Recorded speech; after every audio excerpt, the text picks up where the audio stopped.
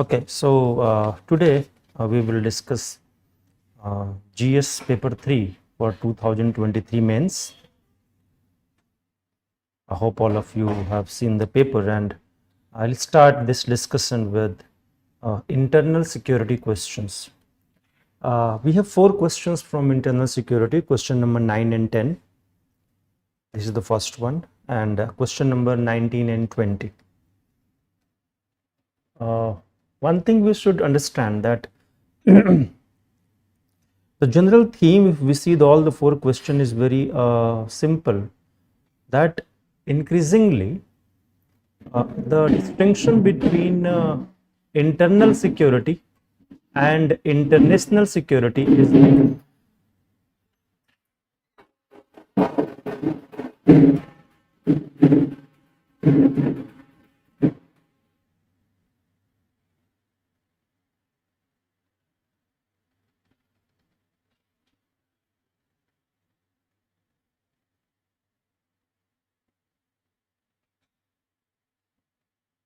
okay. So let's continue from where we left.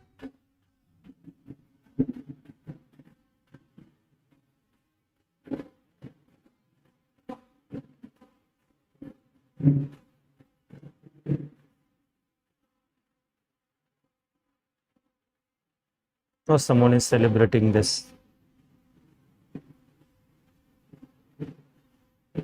Ganapati Puja.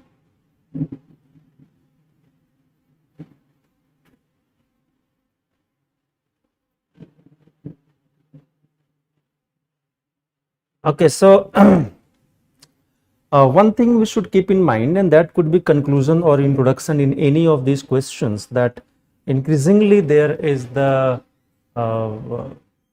losing distinction between internal security and you can say international security. So what is internal security, which was earlier traditionally a very watertight compartment under Ministry of Home Affairs, but right now the internal security is so much linked with the international events that Ministry of External Affairs, Ministry of Finance, our external intelligence agency RAW, all these things are being included into it. So internal security is no more internal, though the name goes as per the internal security, because the aim of the threat which we study in internal security is there in within territory of India, domestically. पहले क्या होता था कि the causes of threat should also emanate from within the territory of India, but causes तो अब emanate India के अंदर से होगा. This is not a final thing. So the effect of the threat is largely within the domestic environment and territory of India, and that's why. So the increasingly the gap between internal security, international security, or the external security is being challenged. And so the questions you can see here. Question number first for you is of winning the hearts and minds in terrorism affected areas in an essential step in restoring the trust of the population. Discuss the measures adopted by the government in this respect as part of the conflict resolution in Jammu and Kashmir. Right? So first line is the statement. This is the statement given, and the statement with which we agree. There is no problem in agreeing with the statement. The question is this. So statement can be a matter of introduction and conclusion. That's what we need to understand. And the proper question here is the discuss the measures adopted by government in this respect as part of the conflict resolution and Jammu and Kashmir. So we have 3 parts here: the statement, conflict resolution, and then the government initiatives for the same in Jammu and Kashmir. That's how we can write a very good answer if we combine all the 3 into it. So the conflict resolution, first we will always talk about, see the introduction can be that in terror affected areas like Jammu and Kashmir or Northeast, conflict resolution always involves not only suppressing of terrorism but also winning the hearts and minds of the local population. This will enhance not only the counter terror but also the anti-terror strategy of the government, right? Now the conflict in Jammu and Kashmir. The conflict in Jammu and Kashmir uh, uh, have 2-3 different dimensions which you will have to explain. First is the conflict between the declared terrorists, designated terrorists organizations, their handler and the security forces. That is the first conflict. So for this also winning the hearts and minds of the people is necessary. Why? Because giving intelligence, not providing the ground worker support, not providing logistics, right? All these things are very important in countering terrorism directly on the basis of specific inputs of eliminating the high value terrorists. Even for this, the hearts and minds of people are very necessary. And for this, the policies we have actually made, the policies were always there, but it has been further improved.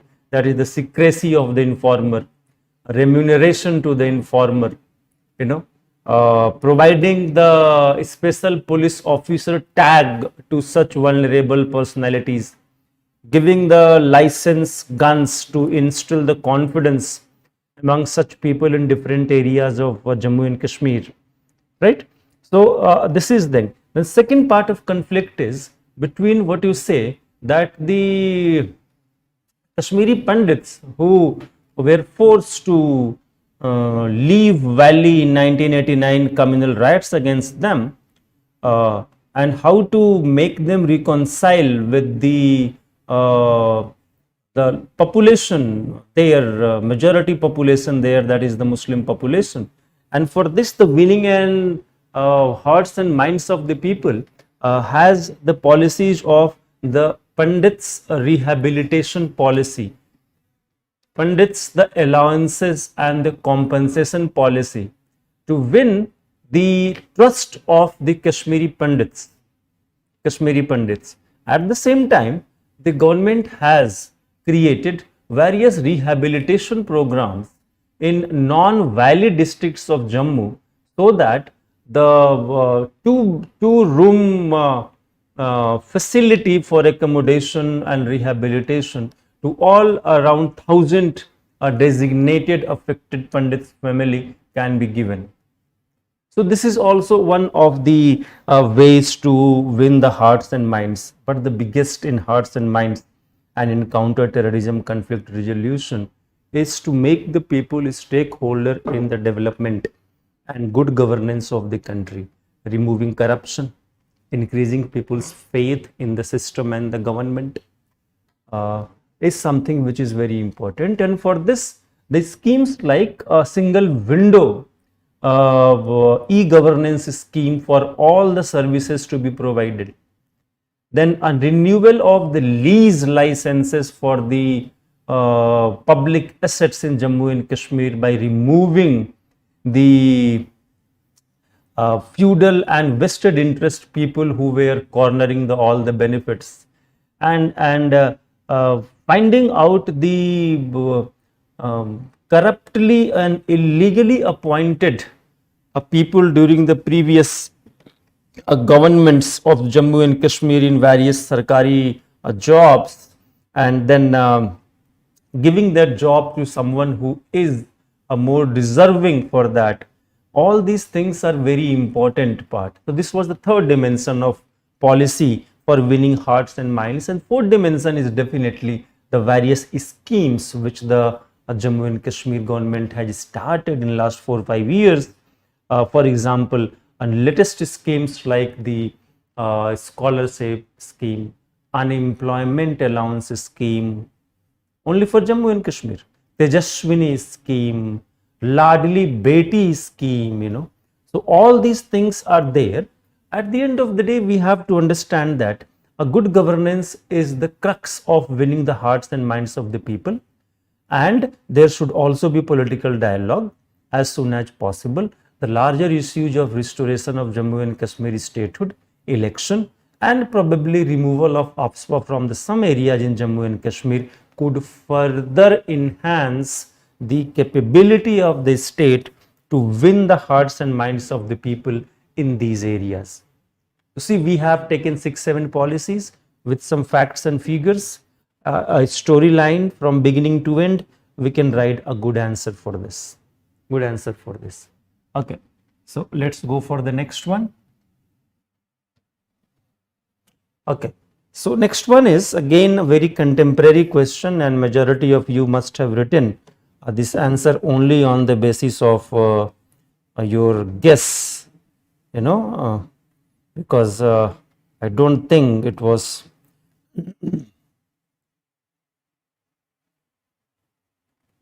okay.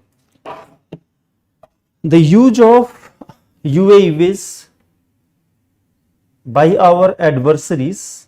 Who is your adversary? Because Pakistan is clearly. Any other adversary who uses drones against you? Perhaps no. Across the borders, from Myanmar border, we have never seen any use of drones because that border is anyway so open that there is no need for them to use the Myanmar border. Drones on the Myanmar border. So actually we are talking about the Pakistan border, right? To ferry arms, ammunitions and drugs. So that is the smuggling. So new smuggling methodology through UAVs has been developed, is a serious threat to the internal security. Comment on the measures being taken to tackle this threat. So UAE. Now recently in the Parliament of India, when, in the response to one question, the Home Ministry replied that in last 3 years, total 53 known incidents of UAV from Pakistan to Indian states carrying, of course, arms, drugs, narcotics, ammunitions have been noticed or neutralized. The problem with this is that it is a non-traditional security threat because UAV as a technology is very cost effective actually for the supply of high value consignments, and still there is no foolproof technology in the world to catch all such UAVs which are non-military use, because if we say the military use of the drones like Reaper drones from the US, so they are bigger and they can be sighted by the radars probably, but the drones which carry the drugs or some ammunitions and arms, they fly on such a low level that they need to have a different surveillance mechanism or the neutralizing mechanism. Since BSF is on the border, so BSF has been sensitized with this particular new threat, and therefore in majority of cases BSF has taken different measures like increasing the towers to watch in the sky about the drones, activating the local intelligence, then having special weapons and ammunitions, and freely allowing its people to fire or neutralize any incoming drone, and they have successfully done that on some times. We need a different radar. So BSF has emerged as the primary agency in doing that, right? Now the Ministry of Home Affairs has taken a policy level decision, Anti-Rogue Drone Technology Committee, Anti-Rogue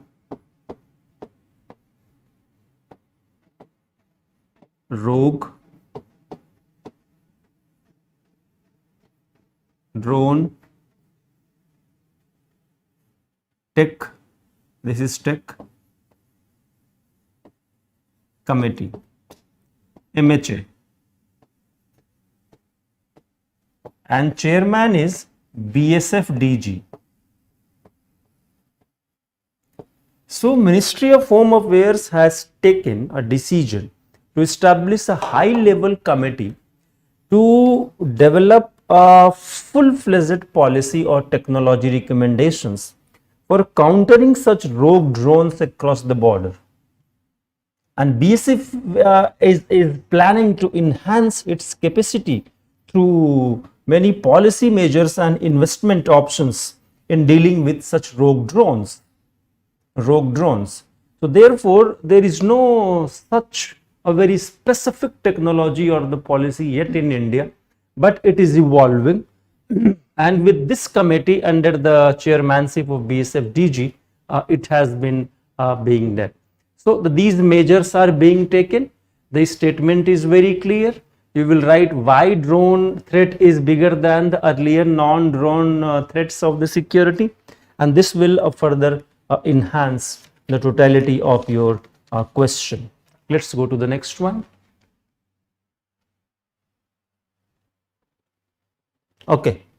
What are the internal security challenges being faced by India? It is traditional question. Give out the role of central intelligence and investigating agencies to counter such threats.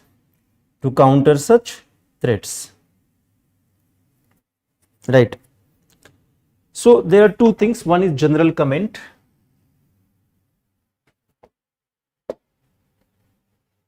So what are the internal security challenges? You list them 1, 2, 3 and write something about them. Half of the question. Then half of the question will be list out the central agencies. Role of. We have to tell the role of. Since there are so many intelligence agencies, their role will be different from each other. You will write the names of those agencies, and you can write 1 or 2 agencies specifically within one paragraph what exactly role they have, because number of agencies are so many.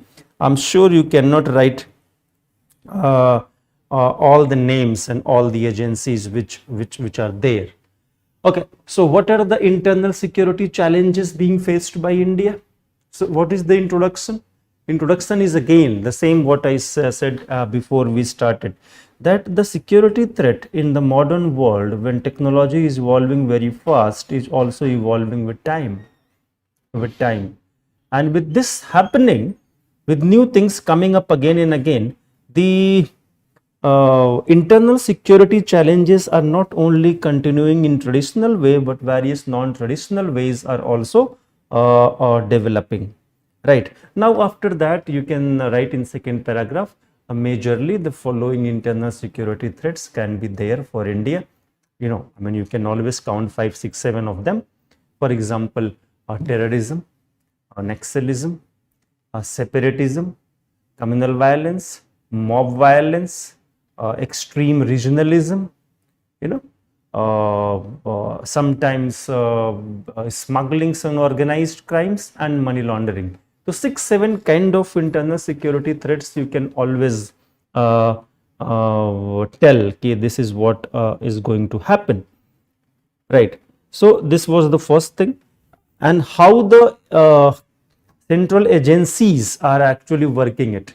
So since there are various dimensions of security threats, from finance to technology to physical power to neutralize terrorists to international coordination, from internal to external dimensions, the central agencies are playing a different and very distinguished role in managing the internal security scenario of India.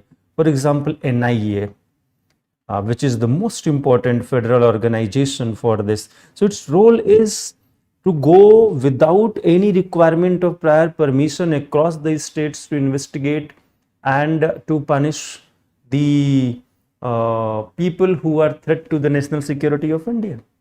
and it has done commendable job. And intelligence gathering agencies we know very well, IB, RAW, CBI. Enforcement Directorate, Income Tax Directorate, Financial Intelligence Unit are the intelligence gathering organizations. So intelligence gathering, investigating, prosecuting, and in special conditions we have RAW and other organizations who take out specialized roles outside the borders of India. So these are something you will always write that NTRO is there as an agency which provides the technical assistance needed for the intelligence gathering and counter-terrorism. So then Serious Fraud Investigation Office under Ministry of Finance, Defense Intelligence Agency. So agency की कमी नहीं है, हमें data चाहिए, intelligence चाहिए, commando चाहिए, gun चाहिए, technology चाहिए, ऑफिसर्स चाहिए, ये सारी एजेंसीज अलग अलग रोल करती हैं. You right their name and just explain one or two of them in last one paragraph. The question is highly descriptive and you should end your question with the description itself. Okay, the last question we have in hand for internal security is give out the major sources of terror funding in India and efforts being made to curtail these sources, and what are the objectives of the NMFT conference held in November 2022? So we have the question, major sources of terror funding. So very famous statement that fighting a terrorist is different from fighting terrorism. That's what a PM Modi said in this conference. This is a tagline.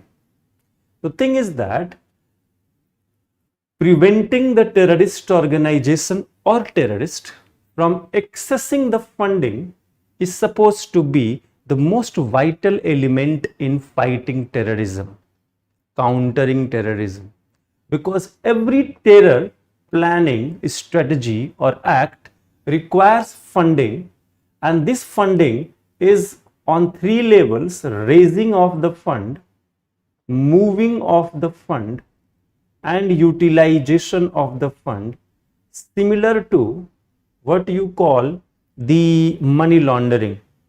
Now if we talk about the sources, then sources are legitimate sources, illegitimate sources, though both are illegal. For example, some people can pay simply a charity money, chanda,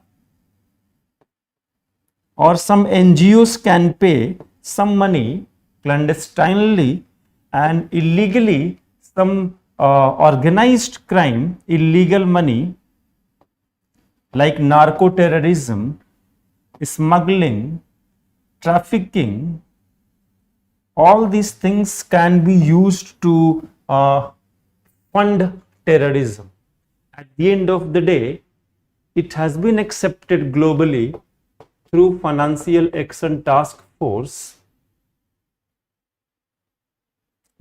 India has taken efforts, and what efforts? International cooperation, first effort through FATF, OECD,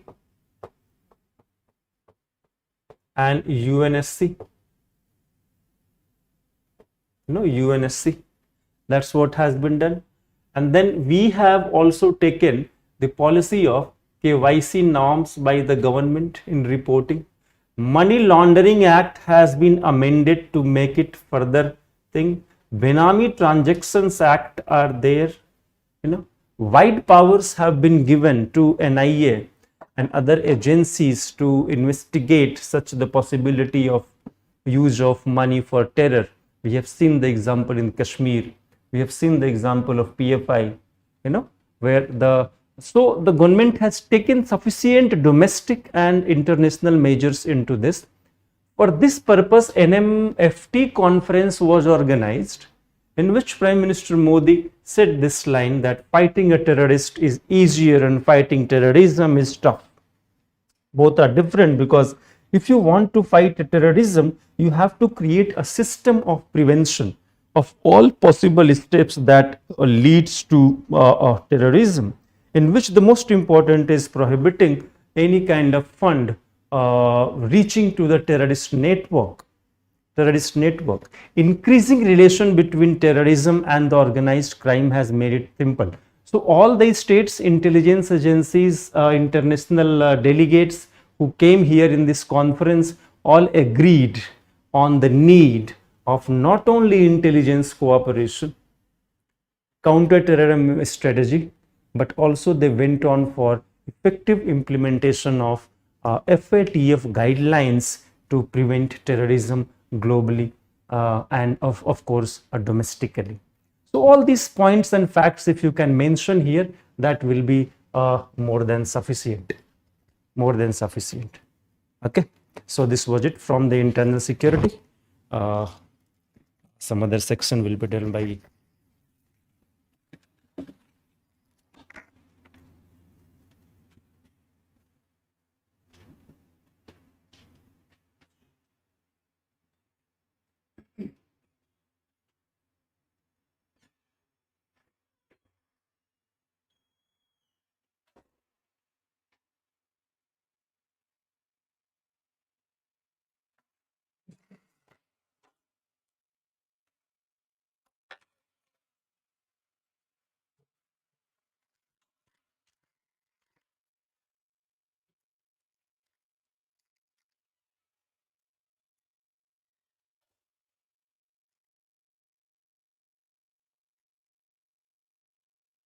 Hello everyone, my name is Saurabh Mishra. I'll take the questions which are related to environment and disaster management, right? So if you have observed this year's paper, very straightforward questions have been asked from environment and disaster management section. So even if you have prepared the static information which is given in any general book or any resource which you are following, you can attempt these questions very easily, right? But you will have to keep in mind that the moment questions are very easy or direct, it is important that how you are presenting your answer, right? That is the discriminatory or differentiating factor among two students. So we'll have to be very careful while writing these kind of answers, so that it should be multidimensional, it has examples, or whatever value addition you can do in the generic questions, it is important. So let us start our discussion with the first question which we have is, dam failures are always catastrophic, especially on the downstream side, resulting in a colossal loss of life and property. So the first line is the statement given by UPSC here, right? That the dam failures are always catastrophic, especially to the downstream areas where the loss of life, loss of properties are happening, right? But what is the question? This is the context setting statement. UPSC is writing a statement here. Question is, analyze the various causes of dam failure. Analyze the various causes. Analyze the various causes of dam failure. Give two examples of large dam failures. So since it is a 10 marker question, so they are not asking multiple dimensions here, focusing on only two things. One, the various causes which leads to dam failure, and give specific two example of large dam failures, right? This is the demand of the question. How should you go about it? First, you explain what dam failure means, right? And why it is written, what is the context here?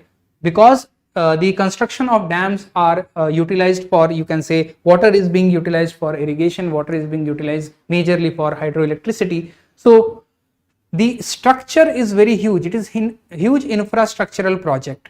Now here there can be many reasons for which a failure can happen, but the moment failure happens, large amount of water is flooding the downstream areas, so it may encounter a lot of loss of life or property. So in the introduction you just set the context that this is one of the disasters, right?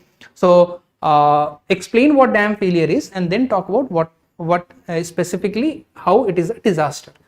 One or two line. Then you directly jump onto the question which is asked, that what are the various causes of dam failure. So first will be the introduction. Second, you directly write the causes. Now among the causes, you will have to be very multi-dimensional. Don't think from one line that if there is a construction or design issue, this will lead to damage. There can be issues related to aging of the infrastructure. If the proper management is not being done, there can be a seismic activity. Because of earthquake also the structure may collapse. There can be landslides. There can be foundational problem in the structure.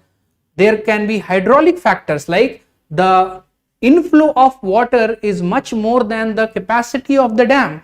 That can also lead to flooding, right? So one by one enlist those causes and in 1 or 2 lines explain them as well. So I'll give you few points which you can note down and include in the causes of dam failure. One of the major causes would be design and construction issue.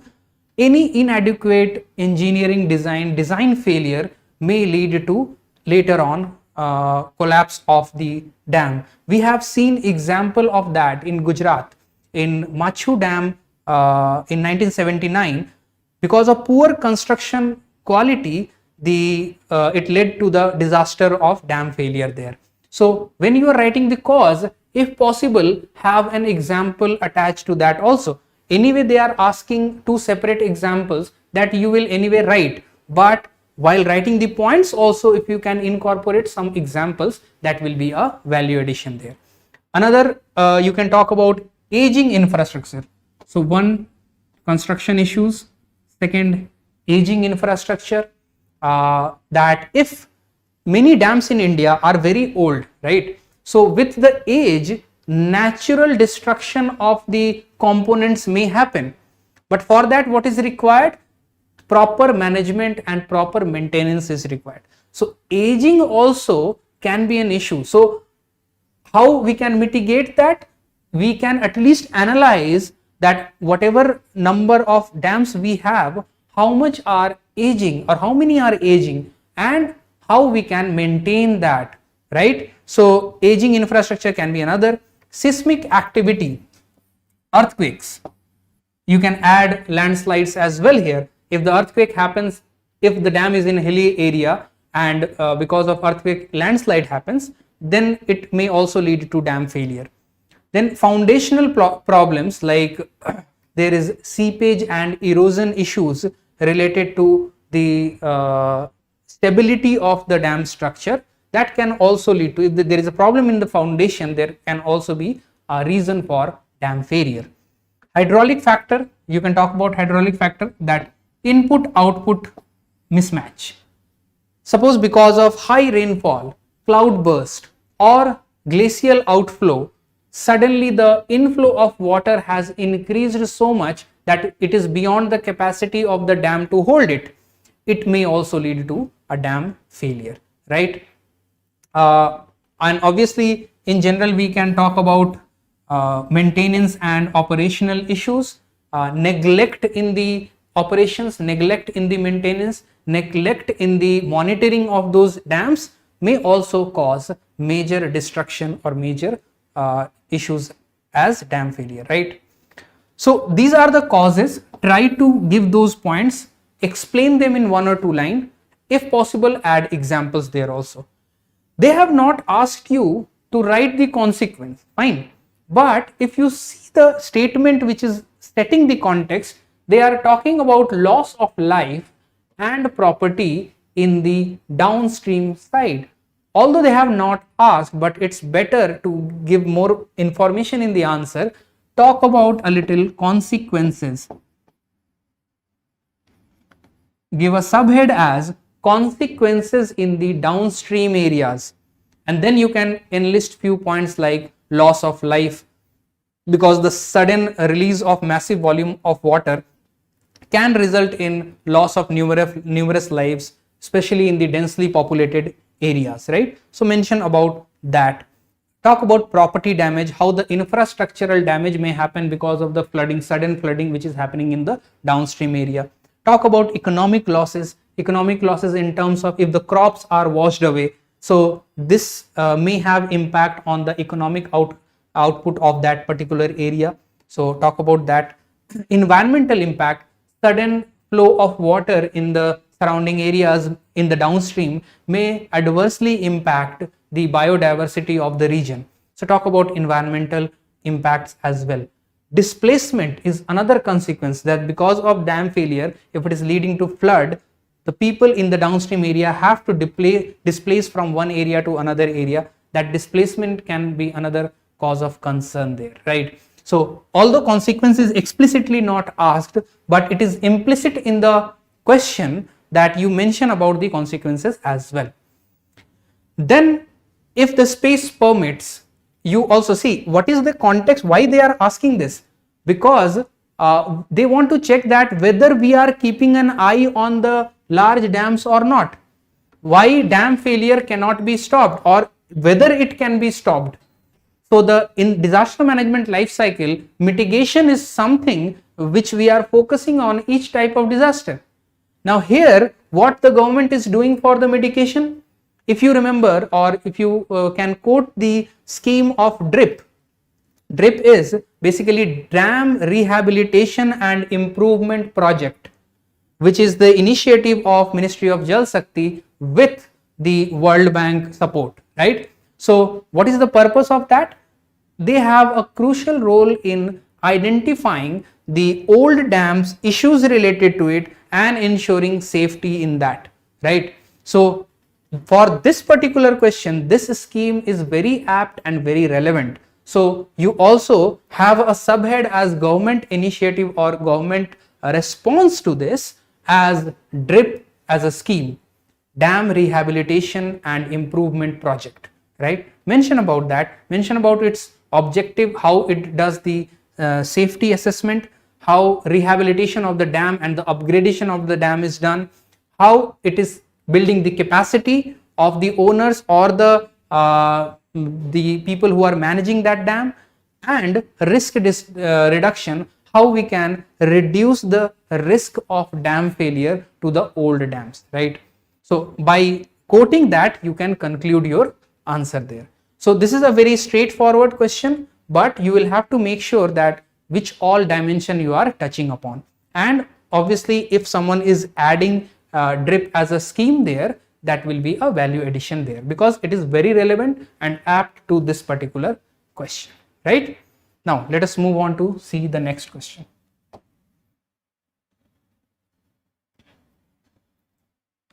Next question is again a direct, as I told you that they are asking direct question here. What is oil pollution? What is oil pollution? What are its impact on the marine ecosystem? So in marine ecosystem, what is its impact? In what ways is pollution particularly harmful for a country like India, right? So the first three parts are there. So the first two part is a very direct static question. What do you mean by oil pollution? It refers to the release of crude oil, refined petroleum products into the environment, primarily aquatic ecosystem like ocean, seas, rivers, etc. Right? So oil pollution in general is not oil spill in ocean. It is one of the type of oil pollution. So you talk about that release of crude oil or petroleum products in open in environment is oil pollution, right? Especially it happens in oceans, seas, rivers, etc. and it has then subsequent consequences, right? So define what oil pollution is, and then in the next para you can talk about introduction, you define it, and then you talk about what are the reasons, major reasons for that. This pollution can occur due to various human activities including oil spills from the ships, that is one of the aspect, offshore drilling operations. So when the oil exploration is happening offshore in offshore sites, this can lead to oil spillage in the surface.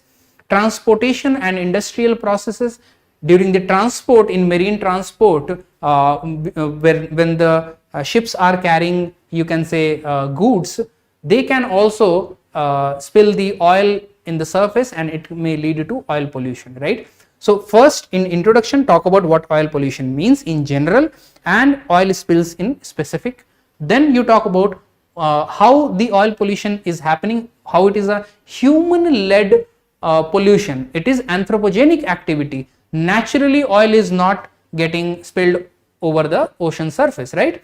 It is happening because of the mismanagement of anthropogenic activities. Mention that also. Then you talk about impacts of, second part, impacts of oil pollution on marine ecosystem. Now you see, first major impact which we see is the physical coating of the surface of sea. If the oil is spilled over the surface, so it is a thick layer which is obstructing what? Sun rays, obstructing sun rays to reach beneath the water. So physical coating of oil over the water is one of the major consequence. And how it impacts the marine biodiversity? Because the it can disrupt the photosynthesis process in marine plants and phytoplanktons. So the first impact you talk about the physical coating of oil, which may obstruct the photosynthesis process in marine plants and phytoplanktons, right? And obviously if the photosynthesis is disrupted, the overall food chain is disrupted there, right? Second, the kind of, so physical barrier is done. Now apart from that, the petroleum products or the oil has specific chemicals, right? So it can increase the toxicity in the water as well. So you talk about the toxicity. Oil contains toxic compounds such as polycyclic aromatic hydrocarbon.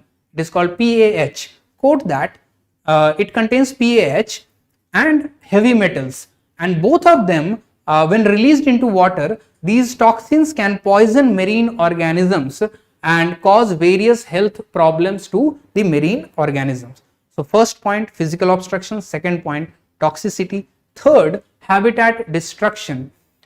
Now oil can smoothen the surfaces of you can say coral reefs, mangroves and the coastal marshes. The habitat of a lot of biodiversity may be impacted because of that. So in impact, basically we are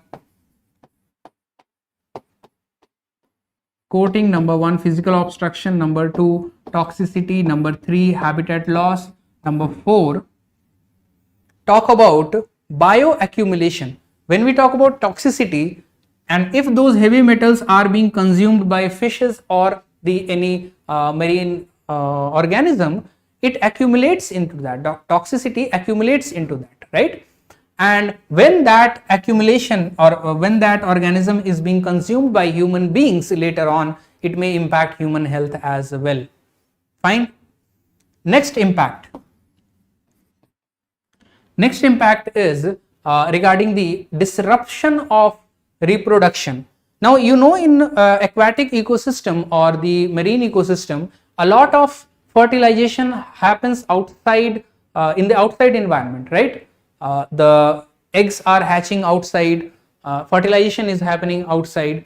So presence of oil in the water may disrupt the you can say hatching success of sea turtle, and eggs of the fishes can be damaged or destroyed. So it may have an adverse impact on the population of those species in marine ecosystem. Fine. Next, you talk about general biodiversity loss because of oil pollution. So a lot of this oil spillage may lead to harmful impact on the biodiversity, be it flora and fauna in the marine ecosystem. It may have a negative impact on it, right?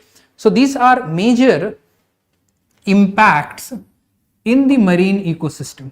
So first two part was very straightforward. You can attempt those, right? Look at the third part where it is asking that in what ways is pollution particularly harmful for a country like India. Now, you may have read a lot of news related to oil spillage which is happening in different parts of the world. In Russian river recently we have seen oil spillage. So, those examples are there in your mind. But for a country like India, how it is specifically having impact, right? So, that part they are asking in the third section. Now, if you look at for India, India has a large coastline, right? So, if you look at Bay of Bengal and Arabian Sea, we have almost 7,500 kilometers long coastline. So, India, because of its coastline, becomes vulnerable to the events like oil spill and oil pollution. These coastlines have rich biodiversity, including coral reefs, mangroves, numerous species of mammals, etc. So, it increases the vulnerability of India to be impacted by oil pollution, number one, right?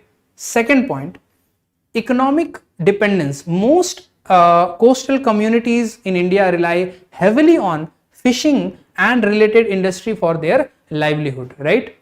Now, if because of oil pollution the biodiversity is impacted, definitely it will have an adverse impact on the local communities whose livelihood is totally dependent upon the fishing activity, right? So, economic dependence is there, that makes India also vulnerable, the coastal communities also vulnerable.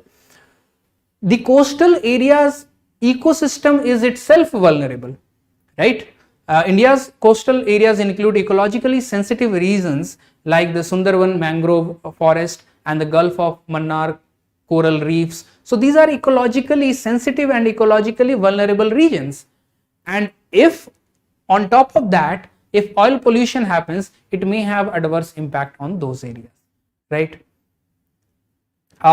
Monsoonal climate of India makes the oil pollution more vulnerable. How? Because of the monsoon rainfall, the spillage or the expansion of the spillage happens very easily in very different areas, right? So, collecting and cleaning process becomes very difficult if oil spillage is happening there. So, that can be another reason why India may be vulnerable to this. Now, you see, in case of India, there is a growing energy demand, right? And for that, we are exploring more and more offshore through offshore extraction centers, that we are finding oils there. And if in this process, extraction process, if spillage is happening, that may lead to oil pollution there. So, for a country like India, its coastal ecosystem and the coastal stretch makes it more vulnerable to the oil pollution, and it has adverse impact on that. So, basically in the third part, you will have to talk about India specific impact, that in case of India, first two part generic, third part India specific impacts, right? So, this is what the expectation of this particular question is. So, I hope this is very clear to you. In the static questions where there is not much current affairs integrated, how to address those parts, try to have multiple points. Even if it is a 10 marker, very briefly, if you are giving 5-6 point in impact, 5-6 point in specific impact to India, definitely you are reducing the scope of cutting marks there, right? So, in this way you need to attempt this question. Now, let us move on to the next question.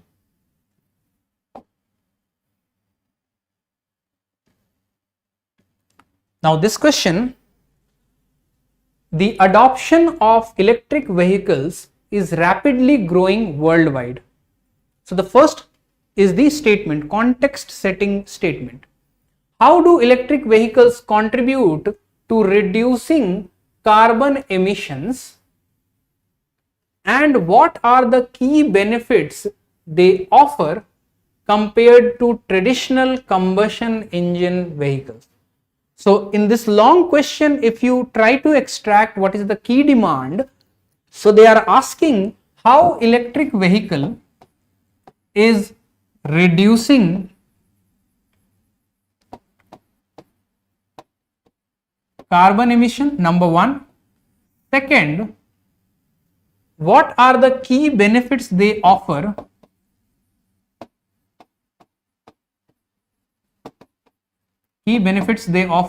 as compared to internal combustion engine, right? So two aspects are asked specifically. Now here you can first set a context about the worldwide expansion of the electric vehicles, why we are pushing for adoption of electric vehicles in the first place, right, worldwide. So set the context in your introduction itself. If you have a data, you can quote that there. Then you directly jump to the part that how it is reducing the emission.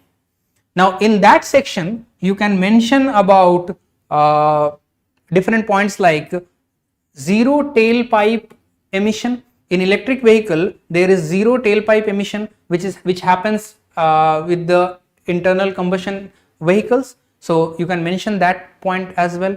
Second, lower well to wheel emission. So from start the entire life cycle of the electric vehicle, if the charging is done through a non-fossil fuel sources, it can become more green. So it has a lower, not zero, but lower well to wheel emission. Now third point you can talk about, because of the electric vehicles there is a less dependence upon the oil. Now only dependence is seen when the electricity which is being used to charge the vehicle is coming through a fossil fuel source like a thermal power plant, right? So in that case there is dependence on oil, but if we can ensure that the charging mechanism is also happening through a green source like solar energy, wind energy, etc., then it becomes a pure green source of fuel, right? So in this 2-3 ways you can mention that how it will reduce the carbon emission in the environment. Now what are the key benefits? Key benefits as compared to ICE, you can talk about it has a low operating cost.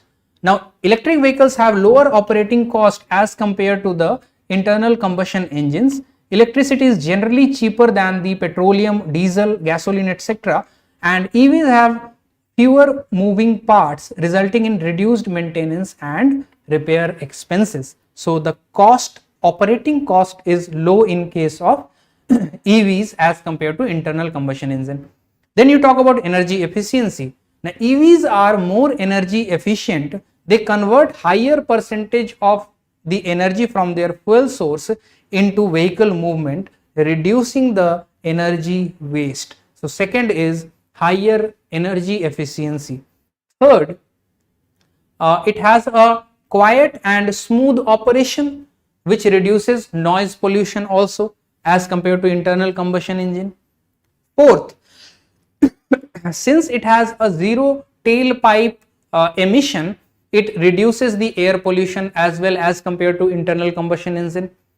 Fifth, it has regenerative braking system, where what happens, EVs often feature regenerative braking system that can capture and store energy during the braking, increasing the efficiency and extending the vehicle's range. So now this technical information also you can quote to compare internal combustion engine and the electric vehicles, right?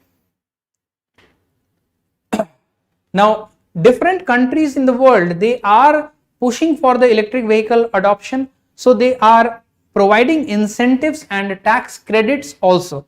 So people who are using electric vehicle, they may get that benefit as well, right? Because consumer have to adopt the new technology. It is not that the companies may invest in the electric vehicle production, but it has to come from the demand, has to come from the consumer side, right? So if the government is incentivizing the consumer, they may get a benefit out of that as well, right? So that is also again a key benefit to using electric vehicles. You can quote about electric, or you can say vehicle scrappage policy as well. So if you want to adopt to an electric vehicle, you may send your old vehicle as scrappage and get a benefit out of that, right? So those kind of schemes or those kind of programs you can code there. When you are talking about the benefits, although it is not asked, it is important to talk about a little challenges also, because this is a 15 marker question, right? So here you will get space to write a few challenges in adoption of electric vehicles, like charging infrastructure, that what kind of infrastructure is available for the charging, and that has to be ensured before the full adoption of the electric vehicles. There is upfront cost involved, how the viability gap funding is being done, need to talk about that. Then charging speed, the quality of batteries which is being utilized. So these infrastructural challenges are there before adopting to the electric vehicle fully, right? So mention about those challenges, and the essence of this particular question is that whether electric vehicle is only seen from the environmental benefit point of view, or it has other key benefits compared to internal combustion engine, because only on the fact that it is green, consumer may not adopt that. If it is even better in the efficiency and working as compared to the internal combustion engine, then it may attract the consumers more. And in this case, they are trying to look at those dimensions as well, that apart from carbon emission reduction, what else electric vehicles are providing. If you can mention those, that will be fulfilling the demand of the question here, right? Then you can later on conclude about greater energy efficiency, more lesser greenhouse gas emission, and contributing towards the targets which we have taken as in Paris climate summit, right? So in this way you can conclude this answer. Now let us move on to the next question.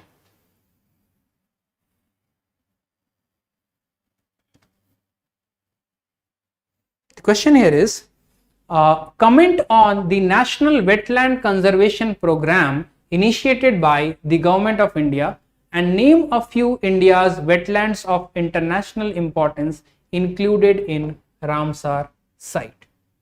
Straightforward question. What is the demand? Clearly they are asking number 1, National Wetland Conservation Program. National Wetland Conservation Program. Comment on this particular program which was initiated by the Government of India. Number 1. Comment means you will have to talk about its objectives. You will have to talk about what this program does to the wetlands and its conservation, right? Second part, they are asking you to name a few India's wetlands of international importance included in the Ramsar sites. Fine. Two aspects in the question. So start addressing what a wetland is. Define what a wetland means, right? Then you talk about what is Ramsar Convention and give a few examples there itself. Then you write about National Wetland Conservation Program in India. The National Wetland Conservation Program was initiated by the Government of India in 1985 to address the growing concern about the degradation and loss of wetlands in the country. Fine. Now the primary goal of this program is to conservation and the sustainable management of wetlands, recognizing their ecological, economical and social significance. So since wetlands have ecological significance, economic significance and social significance, to keep that alive, it is important to conserve them and do a sustainable management of them. And for that only, this program of National Wetland Conservation Program was started in 1985, right? Now, what are some key objectives or features of this program? You will have to mention that. First is the identification and mapping. Now, NWCP involves the identification, mapping and cataloging the wetlands of India across the country. What wetlands are there, their mapping and identification is done by this. It classifies wetlands into various categories such as natural wetland, man-made wetland, based on their characteristics and functions. So you might have heard about some wetland is man-made, some is natural, right? So those classifications also been done by this.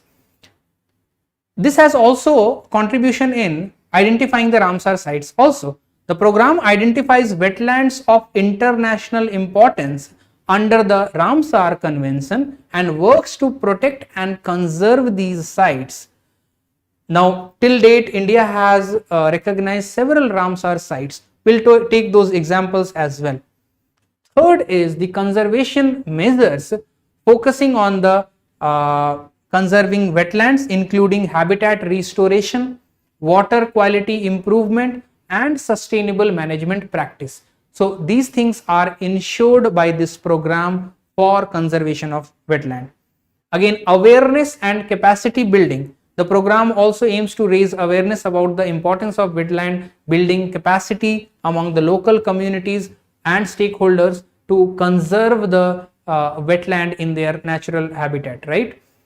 Research and monitoring also, this has role that what research and development can be done, how monitoring can be done, scientific monitoring of the condition and health of these wetlands, right? So these are the key objectives of this particular program. One by one you need to explain about them.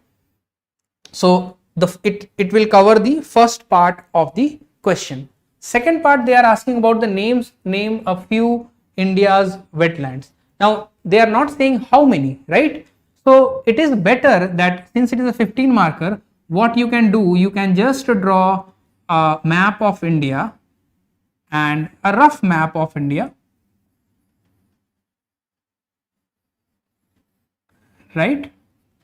And in that, try to locate the numbers or different wetlands there in the map. Like Chilka Lake, you can talk about Odisha's Chilka Lake, Sundarban in West Bengal, Kevladev National Park in Rajasthan, Kolleru Lake in Andhra Pradesh, Loktak Lake in Manipur. So whatever important wetland sites you remember, you can directly name them, or you can draw a map and show that in the map. Generally during preparing Ramsar sites, we make this map and memorize those sites in different states, right? So if you remember that, you can draw a map and represent the names there. It will be a better representation rather than only writing 1, 2, 3, 4 names of the wetland, right? So in map you can specify the state and the wetland there, right?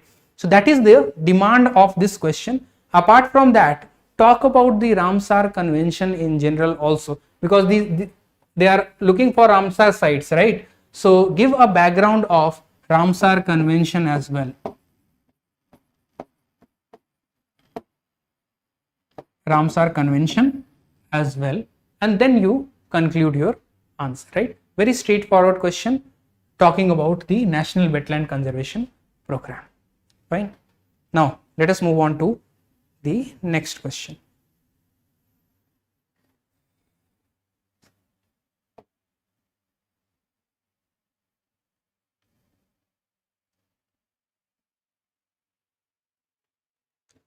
The next question is the IPCC has predicted a global sea level rise of about 1 meter by AD 2100, right? 2100. What would be its impact in India and the other countries in the Indian Ocean region?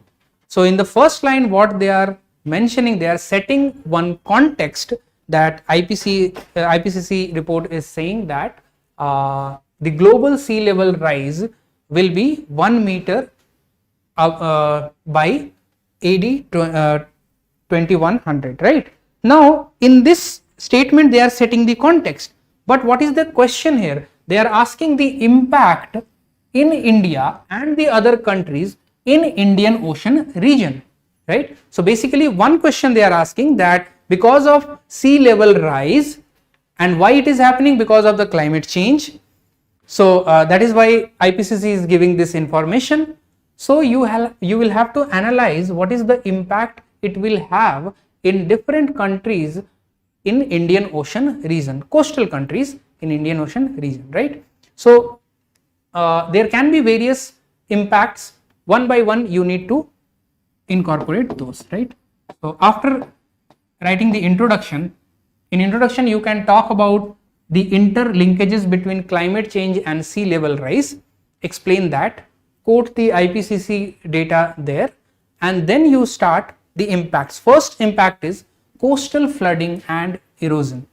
Now coastal areas like in India, Bangladesh, Sri Lanka and other Indian Ocean countries would be highly vulnerable to more frequent and severe coastal flooding. So coastal flooding is one thing we need to mention here. Now low-lying regions like Mumbai, Kolkata, Chennai and several coastal cities in Bangladesh may also experience coastal flooding and high tides there. So mention about coastal flooding and increased erosion which may happen because of those floodings, first point. Then you can talk about saline intrusion.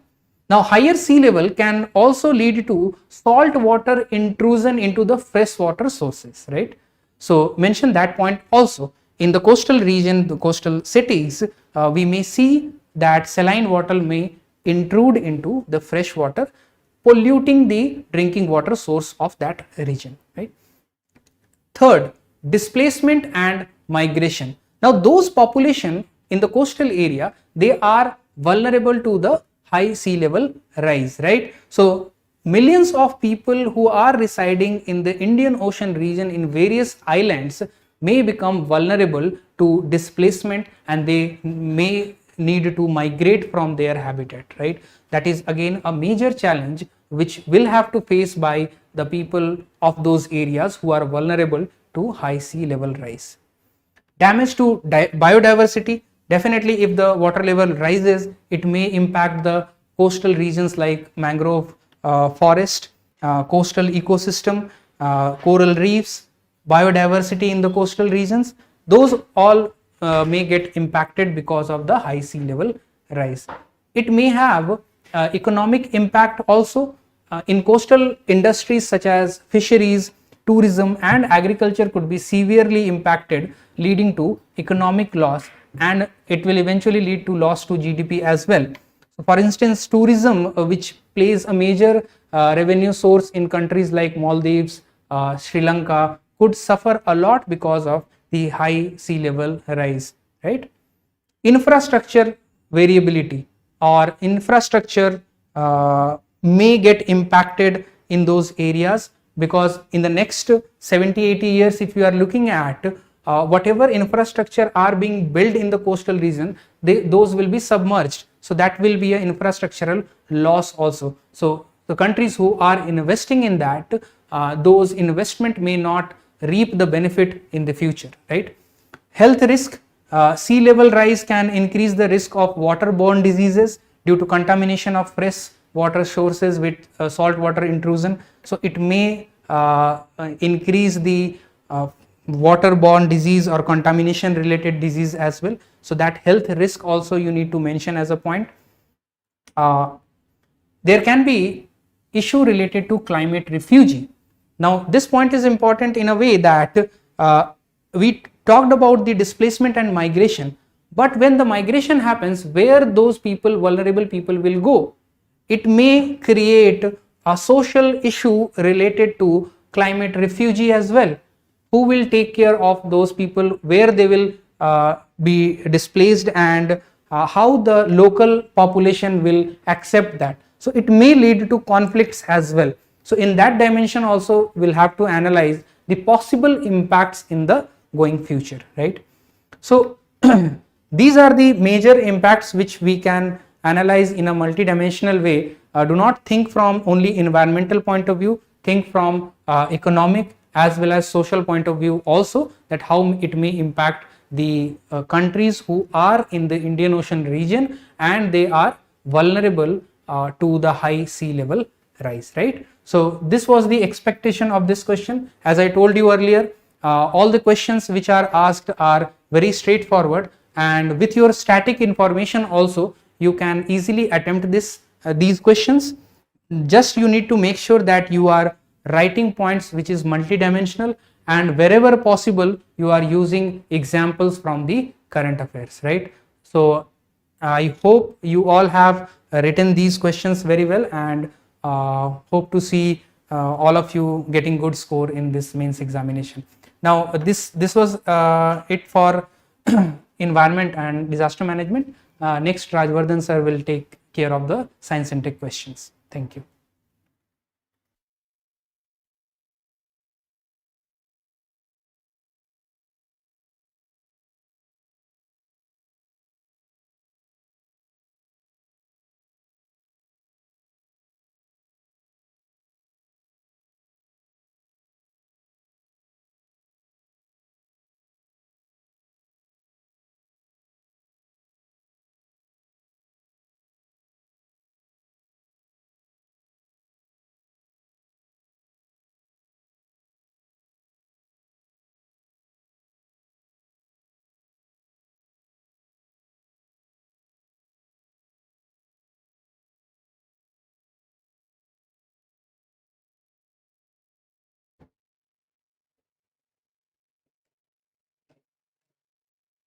Hello everyone.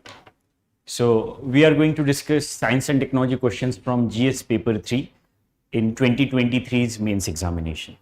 So if you go through science and technology questions, you will find that most of the questions, so there were 3 questions from science and tech, and all those 3 questions were on the expected line.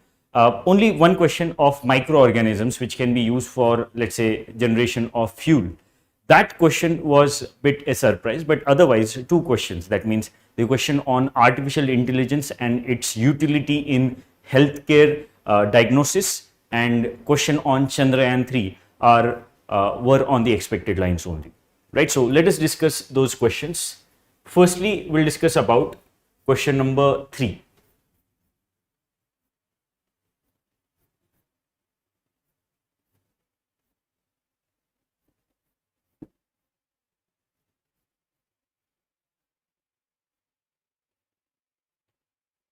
Fine. So this is the question.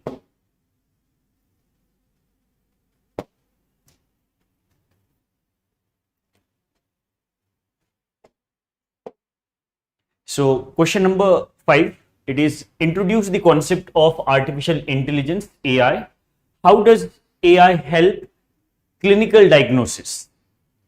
Do you perceive any threat to privacy of the individual in the use of AI in healthcare? Right. So clearly there are 3 parts in this particular question. In first part, the concept of AI, concept of artificial intelligence.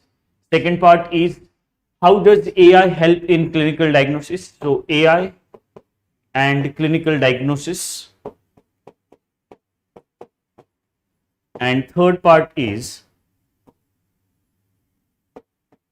threats or threat to privacy of an individual due to use of AI in healthcare, threat to privacy. Right, so these are 3 parts, and all these parts are on the expected lines. That means it is not very surprising to write this particular question. So how you can start this particular question? In the introductory part, we will directly write about what do we mean by artificial intelligence. So what exactly is artificial intelligence?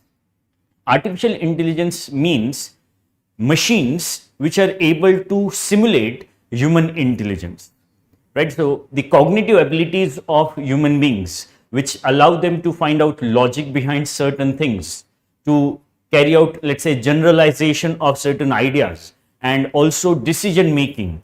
All these are the aspects of human cognition. When this human cognitive abilities are exhibited by machines, those machines are referred to as AI or artificially intelligent machines. Now, how these machines can do that? So, all AI or everything or every aspect of AI is based on data, right? So that's why we can say that the raw material for the development of AI is data.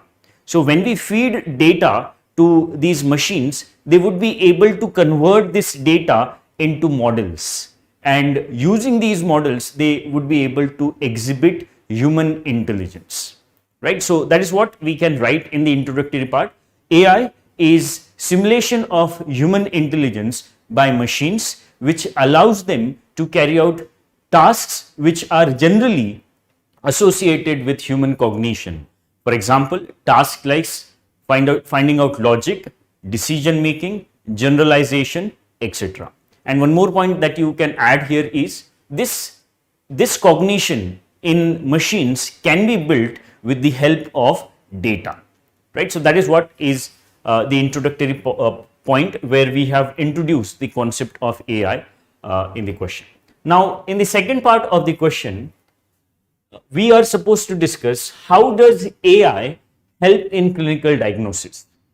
Now, this is the most important sector where AI can be of use, because in India and in other parts of the country, in the world, in other parts of world, clinical diagnosis, that means the diagnosis in healthcare sector, is one of the sectors or one of the aspects where AI can help us, because for diagnosis we need experts, because those experts would analyze, let's say, various reports, clinical reports like X-rays, MRI scans, CT scans, and various other types of reports, including blood reports. So on the basis of the analysis of these reports, experts would be able to identify whether a particular person is suffering from a disease or not.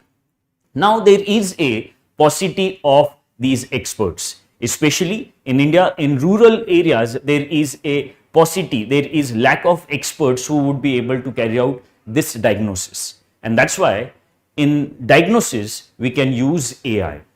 AI systems can be fed up with lots of data, and this data would allow AI machines to understand whether a particular person is suffering from a particular disease or not. Let me give you an example of this. For example, chest X-ray is used to identify whether a person is suffering from TB or not, right? So this use of X-ray is not considered as a gold standard in the identification of TB patients. So when we use AI along with this X-ray, or when we allow AI machines to read this X-ray data or X-ray reports, then AI machines are better placed to identify whether a particular X-ray report can be linked with TB or not. And this has been done in India. We are using X-rays, X-ray reports being analyzed by AI machines to make sure that presumptive TB cases are identified in an accurate manner, right? So question is asking us, how does AI help in clinical diagnosis? Now, AI can help us in clinical diagnosis in number of ways. For example, it can help us in accurate and fast diagnosis. Accurate and fast diagnosis. Now, this is one of the important aspects. Accuracy in diagnosis is important because it tells us what kind of treatment should be followed for a particular patient, and in that, human error we would be able to avoid with the help of AI, right? So accuracy of AI in diagnosis would be higher. Similarly, it would be more faster than human beings. Why? Because experts would have to go through number of reports, data, in order to confirm whether a particular person is suffering from a disease or not. But on the other hand, you just have to give access to various reports to AI enabled machines, and those AI enabled machines would carry out a diagnosis, and that's why it would be faster. Similarly, these kind of AI machines would be available 24/7, and that's why that would allow us to find out whether a particular person is suffering from a disease or not in a faster manner, right? So that is one important aspect of this. Now, it also tells us, AI can also tells us in diagnosis the stage of disease, right? Stage, at what stage that disease is. So this is also one of the important help that AI may provide us in healthcare services for the clinical diagnosis, right? For example, cancer. If we are able to understand the level of cancer, that would allow us to identify what kind of treatment line should be followed for a particular patient. And this is what is being done by AI, right? Similarly, it helps us improve efficiency of diagnosis. Efficiency of diagnosis can increase with the help of AI enabled machines, right? So you can consider this as an extension of faster diagnosis only, but efficiency is also one of the helps that AI may provide us in the clinical diagnosis. One more aspect here is cost effective diagnosis. AI can help us in clinical diagnosis to become cost effective, right? So this is more important for a country like India, where out of pocket expenditure on healthcare is more, right? So these are some of the aspects that we would be able to write for the use of AI in clinical diagnosis. Now here one more point is important, and that is the Niti Aayog's white paper on use of AI, which is also called as National Strategy on AI, which was given in 2018. Under that, Niti Aayog identified 5 sectors, and one of them was healthcare. And Niti Aayog in that strategy has said that in rural areas especially, we would be able to bridge the gap of healthcare services using AI, especially in diagnosis, right? So that is what we can write about the second part of the question, use of AI or help of AI in clinical diagnosis, right? So that is second part. Now third part is threat to privacy, right? So question asks about, do you perceive any threat to privacy of the individual in the use of AI in healthcare, right? So we know that AI works on data, and this data, we are talking about health data. Health data is considered as a sensitive information. Health data is sensitive type of data, and that is what is being accessed by these machines. Now, if this data is, let's say, breached because of cyber attacks, then that would affect the person's chances of getting, let's say, insurance services, right?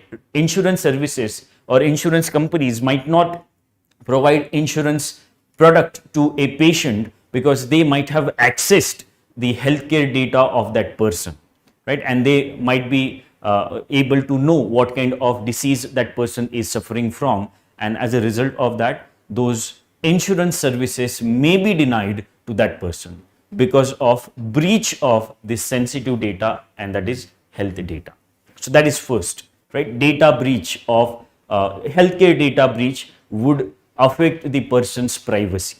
That is first. Secondly, see, we have discussed that AI is built on data. Huge amount of data is needed for the development of AI based machines. Now this data again is healthcare data. If we want to use AI for clinical diagnosis, obviously we'll have to supply AI with clinical diagnosis related data only. And this data, how do you obtain this data, is also a question. So if this data is obtained without the consent of individual, then that also puts a question mark on the privacy of an individual, right? Because this has happened in USA.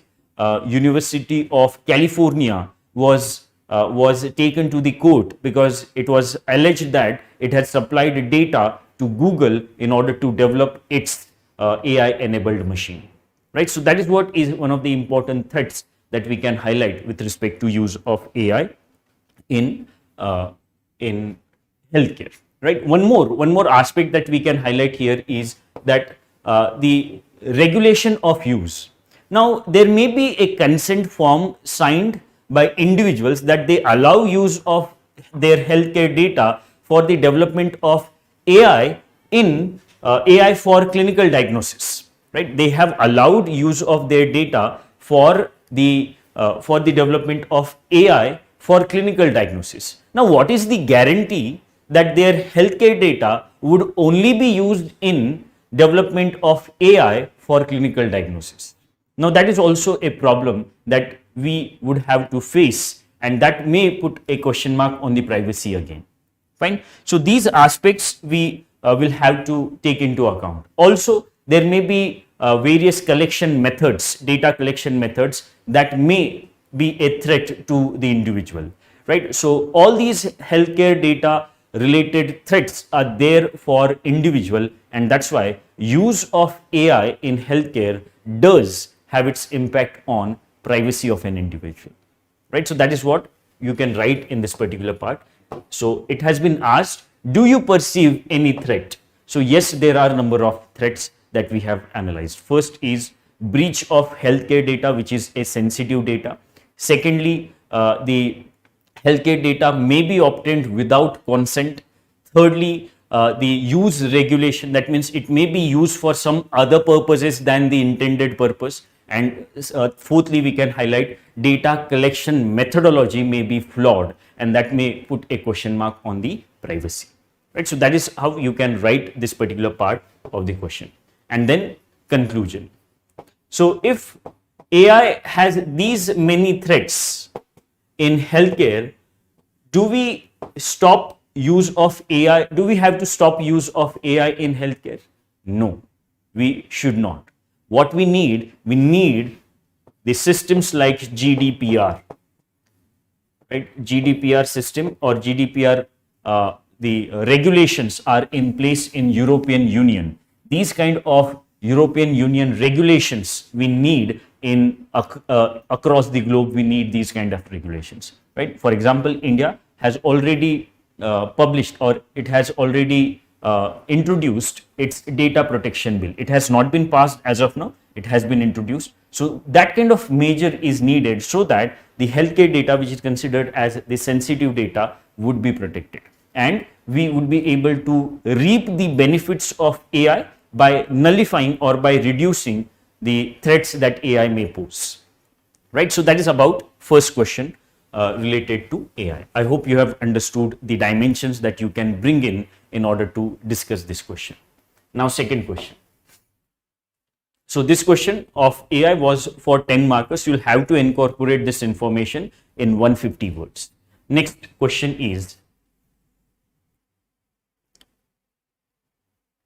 discuss several ways in which microorganisms can help in meeting the current fuel shortage, right? So, first of all, is there fuel shortage right now? Yes, there is. Why? Because in last two decades, there is approximately 70% increase in the use of energy. Use of energy has increased by 70% in last 2 decades. So, if this much use of energy has increased, and that too in the context of climate change, where we are trying to move away from fossil fuel based energy, this much increase of energy we won't be able to fulfill merely on the basis of renewable energy, like, or traditional renewable energy like solar energy, wind energy, etc.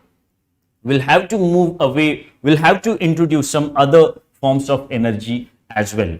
In that, microorganisms play an important role, right? So, how microorganisms would be able to generate fuel? That is what is the question. How they would be able to meet the current energy shortage. Now, the first and the most important point here is the use of microorganisms. How do they help us in the production of energy? Now, microorganisms convert chemical energy that is present in the raw material on which they have been introduced, and more often than not, this raw material is in the form of biomass.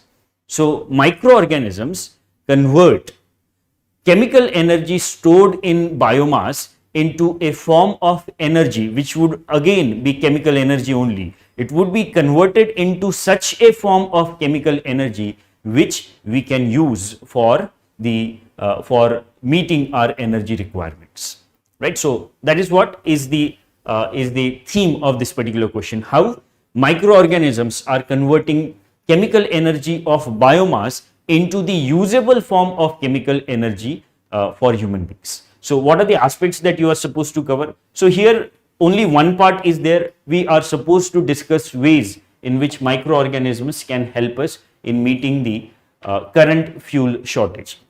Now in this particular question, what approach you can follow?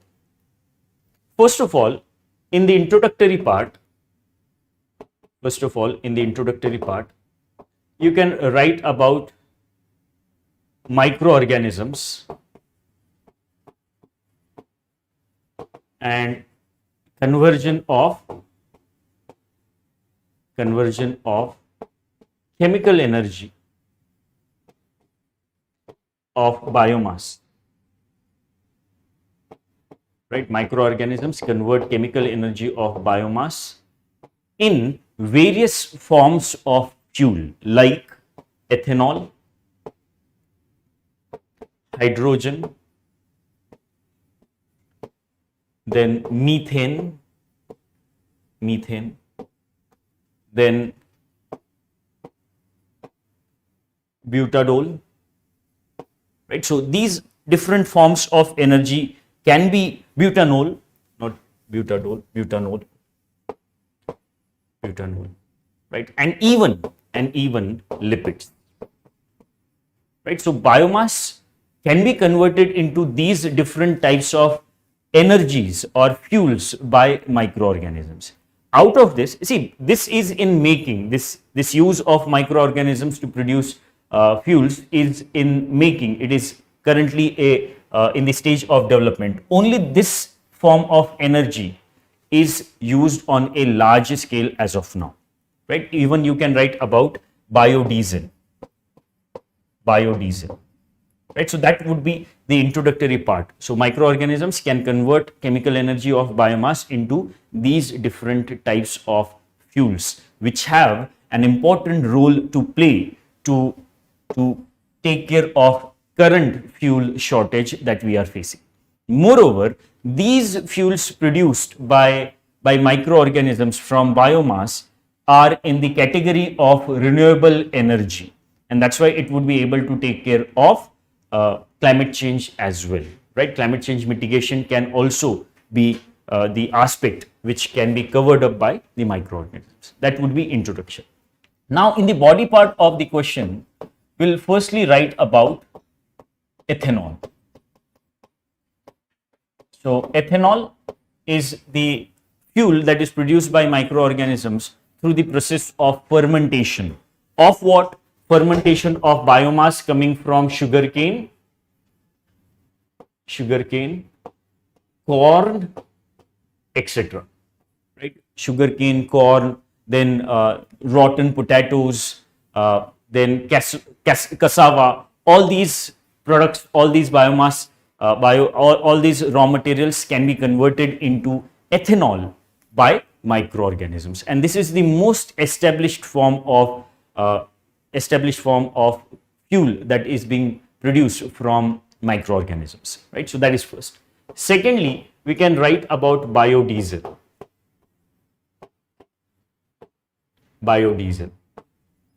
Right? Now biodiesel is produced from the, let's say, used cooking oil, right? Used cooking oil that is being used, let's say, in restaurants, that can be sourced and that can be used for the conversion into fuel, and that is again done on the basis of use of microorganisms, right? So that is second. Third is algae based fuel, right? So primarily it is algae and other microorganisms that we would be able to use in the production of biofuels, right? So algae based fuels, they are third generation of biofuels. Third generation of biofuels is algae based, right? There would be special type of algae that we would be able to develop, and that algae would be able to give us fuel that we will be able to use, right? So this is the traditional form of biofuels that we can use or we can produce from microorganisms. Third or next is, fourth is use of hydrogen. Use of hydrogen, right? It is called as biohydrogen. Biohydrogen. Now, is it possible to produce hydrogen from the microorganisms? Yes, it is possible, right? So, oxygenic photosynthesis in cyanobacteria can help us produce this type of hydrogen. Oxygenic photosynthesis. Oxygenic photosynthesis in cyanobacteria help us produce hydrogen. Fine. So that is one of the important use of microorganism for the production of hydrogen. Right now, the potential or the use of this form of hydrogen is extremely low, because we know that hydrogen is being talked about as a fuel, but its use, large scale use, has not started as of now, right? So simply put, what happens in biohydrogen or hydrogen produced from microorganisms? Here we try to convert solar energy into hydrogen using bacteria like cyanobacteria, right? So that is use of hydrogen. Now methane. Next is methane. So we know that methane is produced from various sources like wetlands, paddy fields, then even in sewage or drainage channels, methane is produced. So this happens through the microbial action called as methanogenesis, right? So methanogenesis is the microbial process that helps us in the production of methane, and methane can be used wherever we are using natural gas, because you must be aware 75% of natural gas is methane. So once we produce methane from the process of methanogenesis using microbial actions, we would be able to replace natural gas with this biomethane that we have produced, right? So that is fifth. And next you can write about microbial fuel cells. Next is sixth one is microbial fuel cells. Now what are microbial fuel cells? Microbial fuel cells are bioreactors which use bacteria to transform the chemical energy of biomass into electrical energy, right? So what microbial biofuels do? They use bacteria to transform chemical energy of biomass into electrical energy. Fine. So all these aspects you can bring in order to write this answer. Also, you can talk about, as we have discussed, butanol. Butanol is also produced from the fermentation of biomass, and even lipids are a source of energy which are again produced from, which can again be produced from the microorganisms, right? So bacterial cells can be used to transform lipids into energy, because we know that lipids or fats are converted into energy, right? So all these aspects you can bring in order to write about the use of microorganisms for the production of energy. Fine. So that is about the body part of this question. And towards the end, in conclusion, what you can write? In conclusion, you can write about the need to increase efficiency of the processes that are being used for the production of biofuels with the help of microorganisms. Why? Because as of now, it is only ethanol that is being produced on a large scale, right? And this you can even conclude with the help of let's say the Global Biofuel Alliance that has been launched in recently held G20. So these kind of initiatives would allow us to increase the use of biofuels which are produced on the basis of microorganisms, right? So that way you can conclude this particular answer. Fine. So that is about question number 6. So again, this question was of 10 marker. You have to incorporate this information in 150 words. Next now. Next question is on Chandrayaan. Next question is on Chandrayaan. What is the main task of India's third moon mission, which could not be achieved in its earlier mission? Right. So you have to focus on parts. So this is first part of the question. List the countries that have achieved this task. So this is second part of the question. Introduce the system in the spacecraft launched and explain the role of. So what are the systems that are being used in the Mangalyaan or in the Chandrayaan mission, third part that is, and explain the role of the Virtual Launch Control Center VLCC at Vikram Sarabhai Space Center, which contributed to the successful launch of from Sriharikota. Right. So this is the fourth part. Right. So we all are aware of Chandrayaan 3's success, and that's why this question is more on the expected line. But in 2019, Chandrayaan 2 was launched. So in that particular year, again, question was expected on Chandrayaan 2, but UPSC did not ask question on Chandrayaan 2. Rather, they asked a question on Indian Space Station mission, which would be launched, let's say, in 2030. Right. So that question was asked in 2019. So this question is on Chandrayaan 3. So in the introductory part, you can write about the importance of moon's exploration. So moon has several important aspects are there in the exploration of moon, and that's why various space agencies are coming up with these lunar exploration missions. What are those aspects? Firstly, scientific aspects are there. What is the scientific significance of moon? Now, the scientific significance of moon is it would help us know the let's say existence of life if it was there on the lunar surface.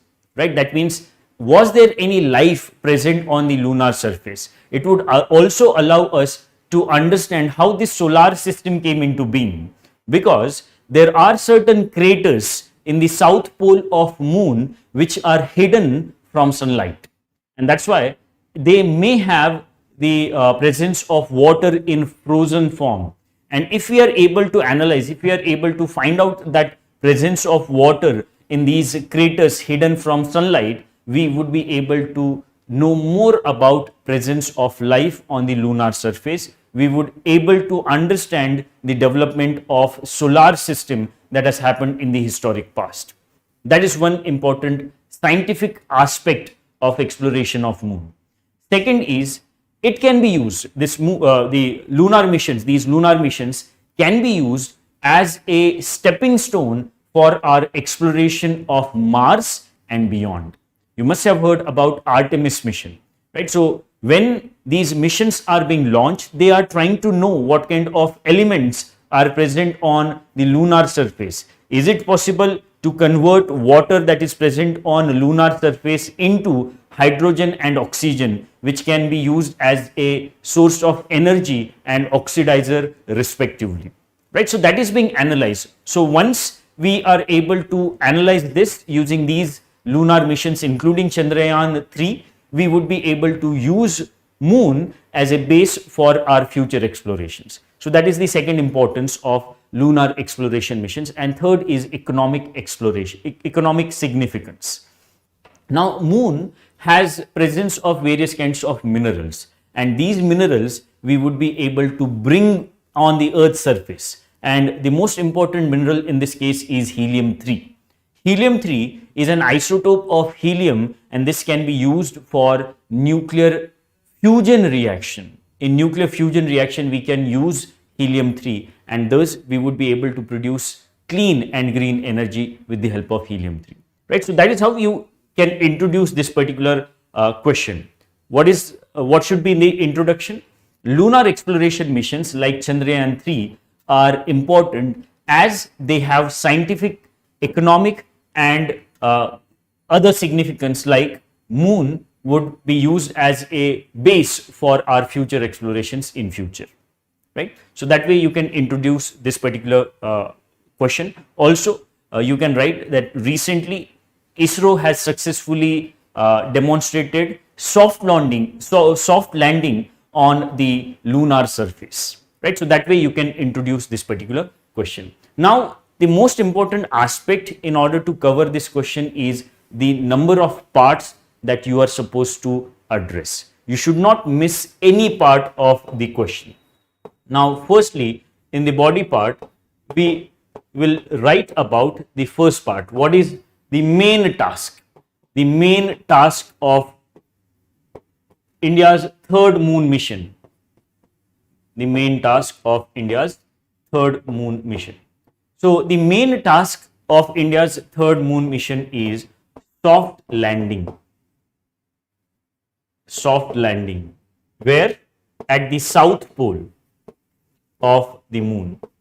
Right? Soft landing at the south pole of the moon is one of the most important targets. Second important target is roving by rover Pragyan in the vicinity of landing site. So it should be able to move around where it is landing, and that is what is the second important goal of the Chandrayaan-3 mission. And third important goal is in situ scientific experiments. In situ scientific experiments. Now, what kind of in situ scientific experiments are the focus? So, you might not have word limit to explain this, but let's say elemental abundance would be demonstrated, would be analyzed by the Chandrayaan-3's rover and lander, right? So these are the main tasks that third moon mission of ISRO want to achieve, which were not achieved by the earlier mission, right? So that is first part of your question. Soft landing at the south pole by lander, then roving by rover nearby its landing site, and in situ experiments, scientific experiments like finding out the elemental abundance in on the surface of moon, right? So that is first part. Now second part is list the countries that have achieved this task. So second part is easier. You must be aware the erstwhile USSR, USA and China have already demonstrated soft landing on the lunar surface, right? So which are the countries? It is the erstwhile USSR, the USA and China, and hence India has become the fourth country to demonstrate soft landing on the lunar surface. So that is the second point of this particular question. Now third point is most important. Introduce the subsystems.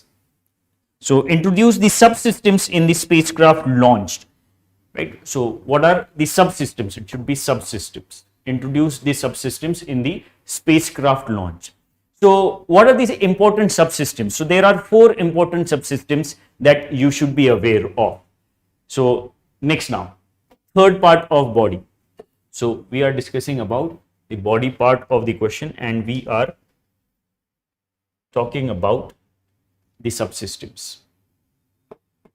Body part, and under that third important aspect is introduction of subsystems. So what are the subsystems? First is the launch vehicle. Launch vehicle. So which launch vehicle was used? It was LVM-3.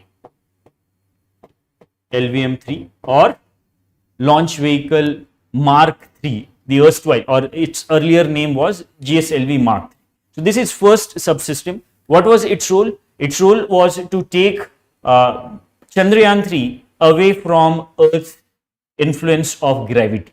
That was its main task. Second subsystem that you must be aware of is propulsion module. Propulsion propulsion module, PM. So what was the function of PM? Now the function of LVM-3 was to launch Chandrayaan-3, which includes lander and rover, up to a particular point. Now once LVM-3 has completed its task, now the role of propulsion module becomes important. This propulsion module helps lander to get introduced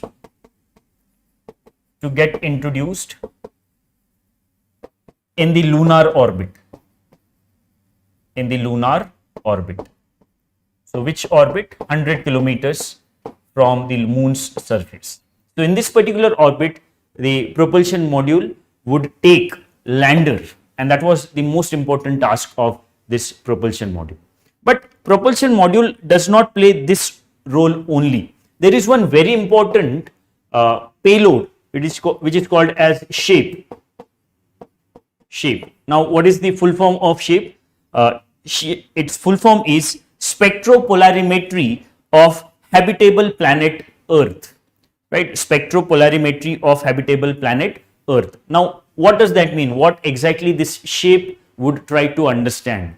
Shape would try to understand whether there is any life that is present in exoplanets. It would analyze the exoplanets, and on the basis of its analysis, it would be able to understand whether there is any presence of life or possibility of life on those exoplanets. And that is what is the function of shape, a payload of propulsion module. This payload of propulsion module would start its functioning once it has introduced lander into the lunar orbit. Before that, this function would not start. Once it has introduced lander into the lunar orbit, that function would start. So that is the second part. Next is lander. Next subsystem is lander, which is called as Vikram. Now what is the importance of lander? So lander would try to understand the temperature at its landing site. It would try to understand the seismic activity nearby its landing site, and also it would understand the plasma density nearby its landing site, including variations that are going on in the plasma density, right? So that is what would be done by lander. It would understand temperature, seismic activity, and plasma density and variations in the plasma density around the site it has been launched, that means in South Pole, right? So that is the third part, third subsystem. And fourth subsystem is rover Pragyan.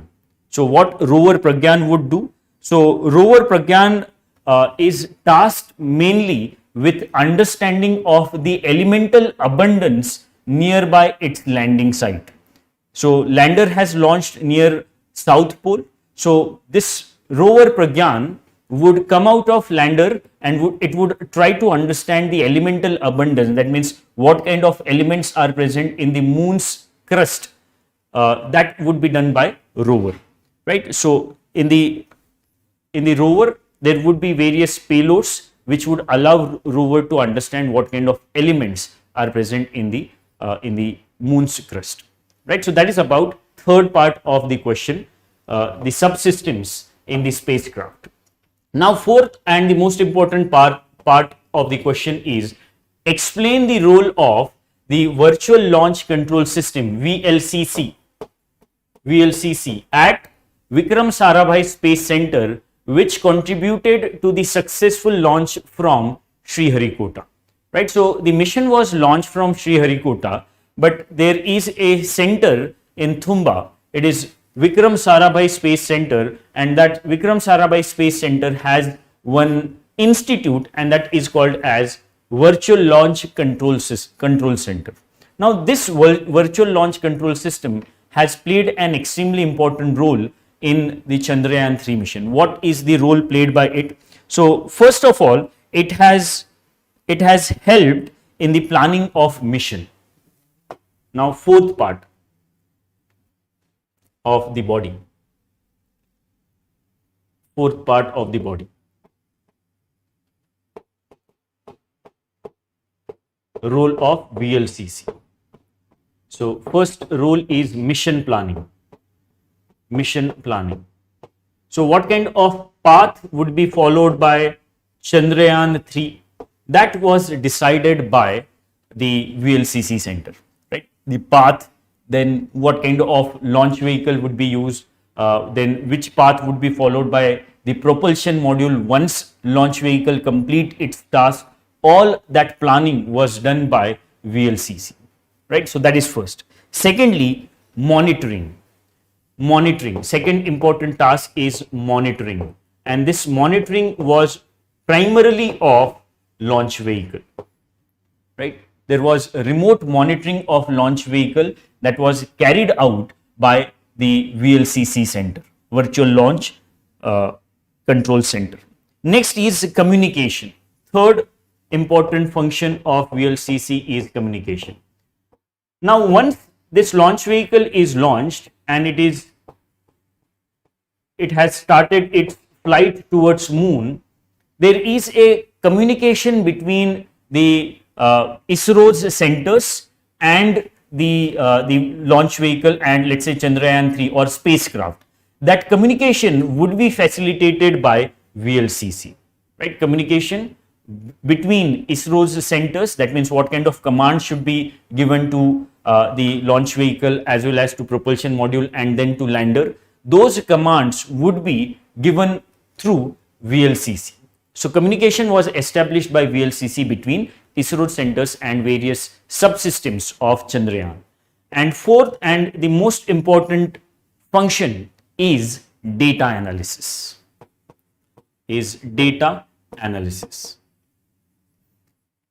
Now, as this mission is in constant touch with ISRO's centers, it relays lots of data towards ISRO's centers, and that data is analyzed by VLCC. So that data would be converted into information. We were able to see the landing of lander Vikram. We were able to see various photographs clicked by lander Vikram as well as Pragyan rover. So all that data was analyzed by VLCC. Fine. So that is the fourth important function of VLCC. And last function of VLCC is contingency planning. Contingency planning. Now, what is contingency planning? In case of emergency, what should be done? In case of unexpected challenges and emergencies, what should be done? That responsibility was also there with VLCC. Fine. So all these are the important functions that are performed by VLCC. Right? VLCC, which is located in Vikram Sarabhai Space Center at Thumba in the state of Kerala, has performed all these important functions. Primarily, its important function, the most important function is monitoring of the launch vehicle. What are the performance of various electronics, actuators, and also the command that is being sent to the launch vehicle. All that monitoring was done by VLCC. Fine. So that is about the fourth and last part of the body. Now, conclusion. What should be the conclusion for this particular question? Now, the conclusion can be in the form of the utility of this particular mission. Now, this mission is not the last mission in the Chandrayaan series.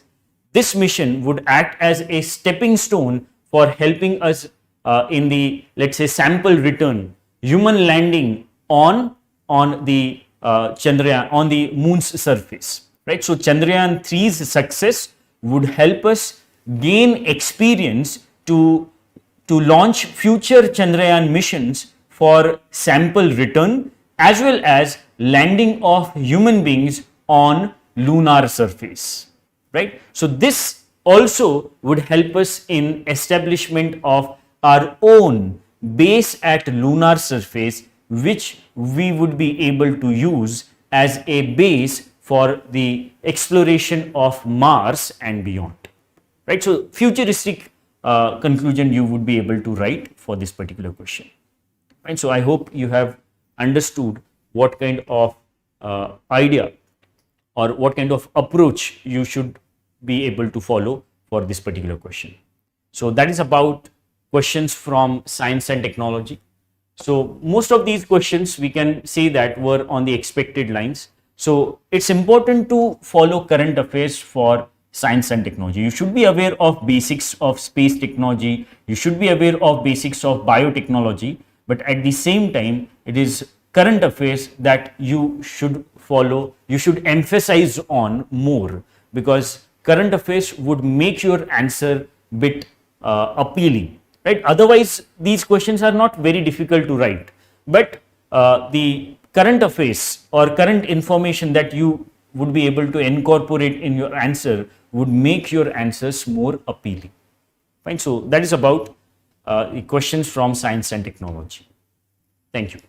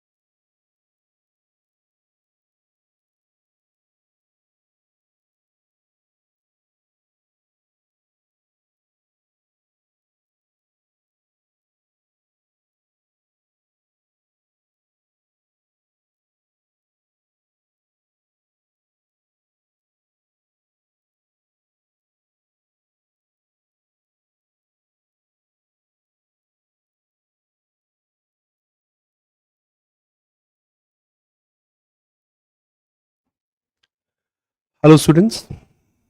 Okay, so my name is Gaurav Bansal and now we will be starting with the Indian economy session.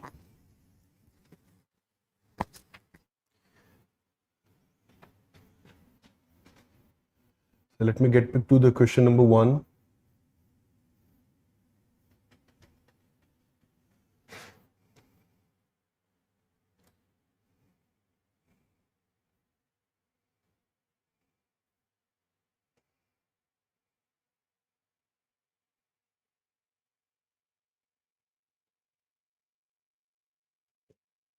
Okay, now, so these are arranged in the order they were discussed actually, so fine.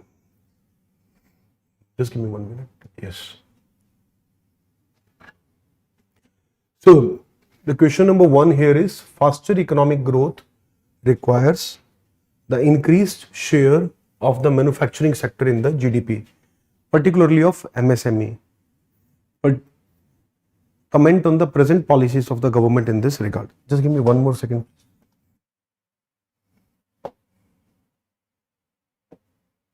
Yeah.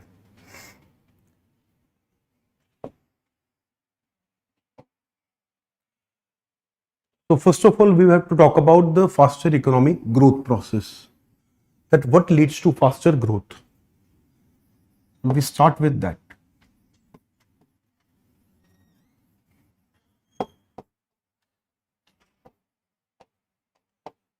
What leads to growth? And what is the role of manufacturing sector then? Role of manufacturing.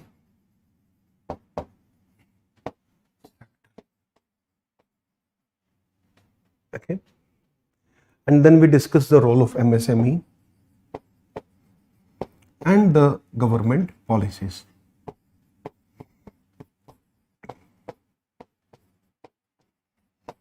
So, what leads to growth? See, from all the growth models, from all the economic theory, we very clearly know that the growth is a result of higher investments.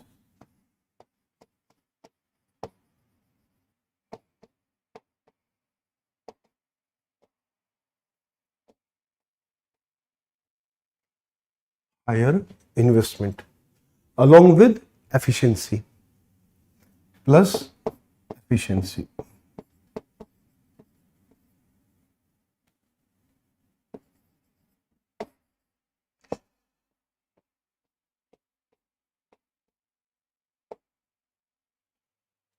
So, we first start with the faster economic growth requires the higher investments in a sector which has higher efficiency and which fulfills the requirement of other sectors. So, these are the 3 points you need to discuss in the introduction part. If you can do so, it would be great. Okay. So, the sectors which have, we need to invest more, so we capture the higher investment part.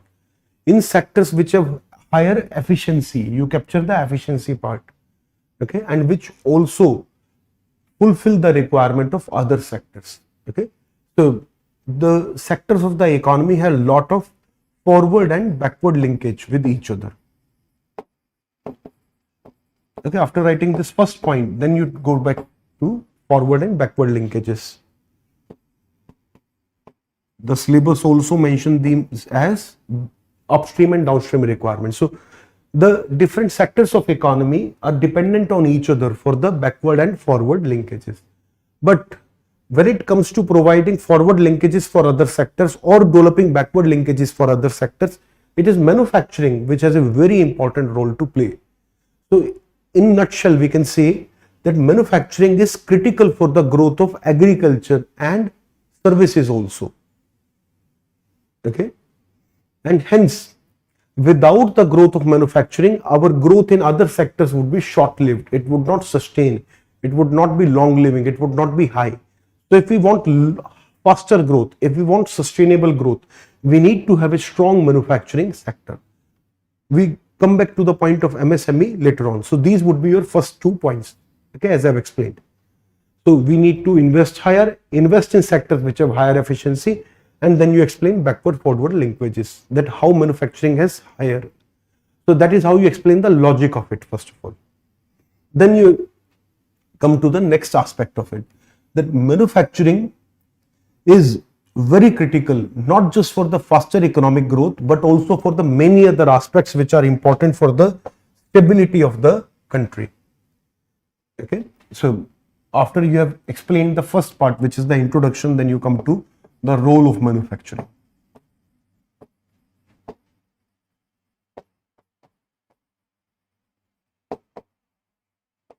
So, over there you talk about that manufacturing has a very important role to play in job creation, something which we cannot do just by the other sectors, because agriculture is already overburdened. It cannot take up more jobs, it cannot take up more people, create more jobs. Similarly, services has limited potential to create jobs. The focus should be on manufacturing for creating mass employment. So, this is one of the critical role of manufacturing. Okay. Then the services have a relative urban bias which manufacturing do not have. So, all these points also you briefly talk about. The role of manufacturing, if you can explain that, even though it is not directly asked, you still, if you talk about it, it will be very good, because we not only need faster growth, we need more balanced growth and sustainable growth also. To touch upon these aspects also. So role of manufacturing, you talk about the job creation. You talk about the balanced growth. Okay, because services focus on urban areas, or services are centered in urban areas, whereas manufacturing is in small towns, rural areas, urban areas, everywhere. They do not have a specific bias for an area. They can be anywhere. It is also wrong to say manufacturing are rural focused. They are not. Manufacturing do not have a place bias actually. Manufacturing might have a place bias depending on the availability of raw material. That is the only bias manufacturing may have, and that is only in some of the industries, not everywhere. So you explain that part also. Now you come to the next aspect very briefly, which is MSME. Okay, it is not a very big question where you can go on and continue talking about points. The first 4 or 5 points, they will good enough. They will provide a good enough base. Now MSME, the contribution of MSME you have to talk about.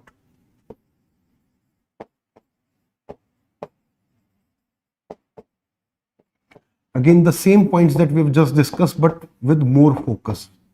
That within manufacturing, it is MSME which has more labor absorption, which is higher labor intensity. So job creation point, but with a different focus.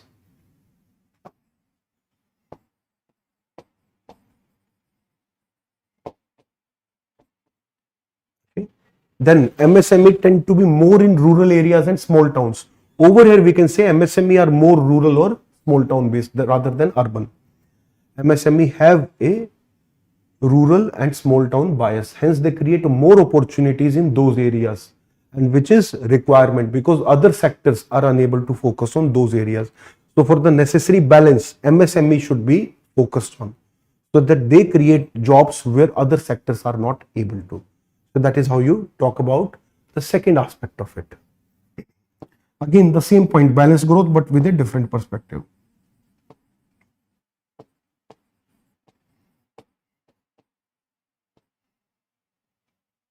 Then MSME have a very important role to play in exports.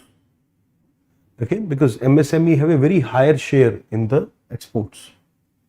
So you talk about that also. And although we can keep on adding more points, but this is good enough because this is a 10-mark question and this point already covers good 5-6 points, and your requirement of content is quite justified here. Now comment on the present policies of government in this regard. So government in last decade has focused a lot on manufacturing and MSME. So while government has launched the flagship programs like Make in India,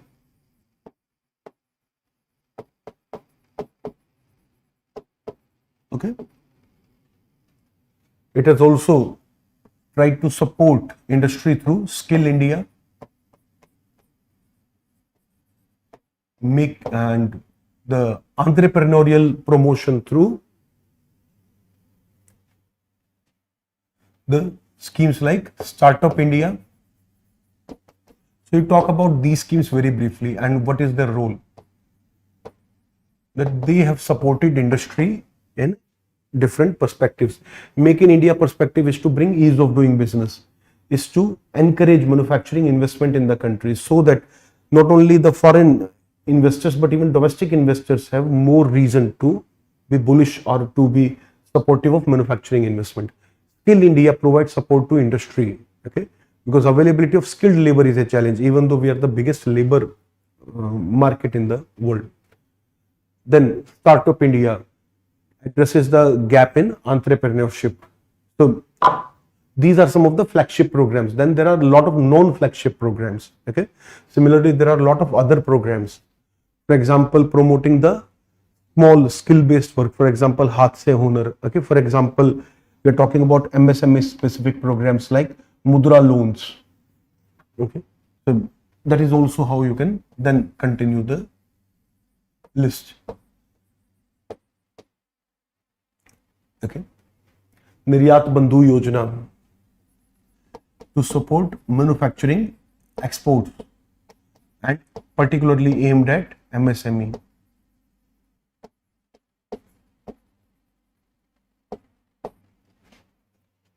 So there have been number of government schemes in the last decade, and we have a very clear and definite focus on the manufacturing and particularly on MSME. So these are the general schemes, while we also have a lot of MSME specific schemes.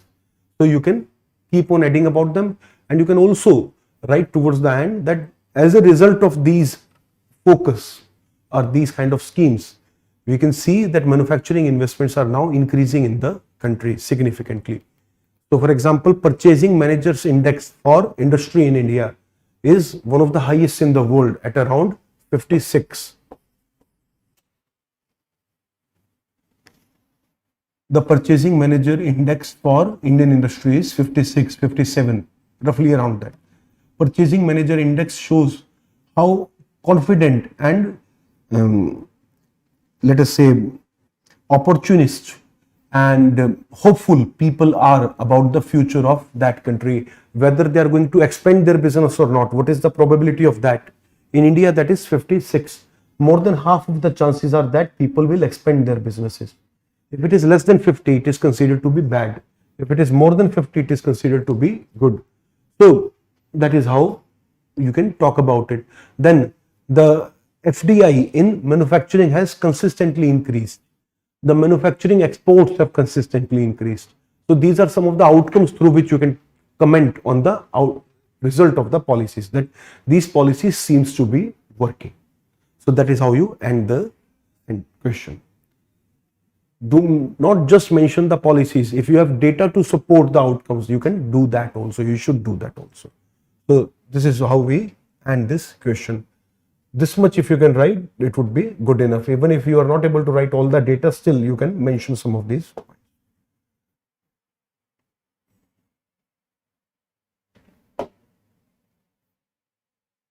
Next question. What is the status of digitalization in the Indian economy? Examine the problems faced in this regard and suggest improvements.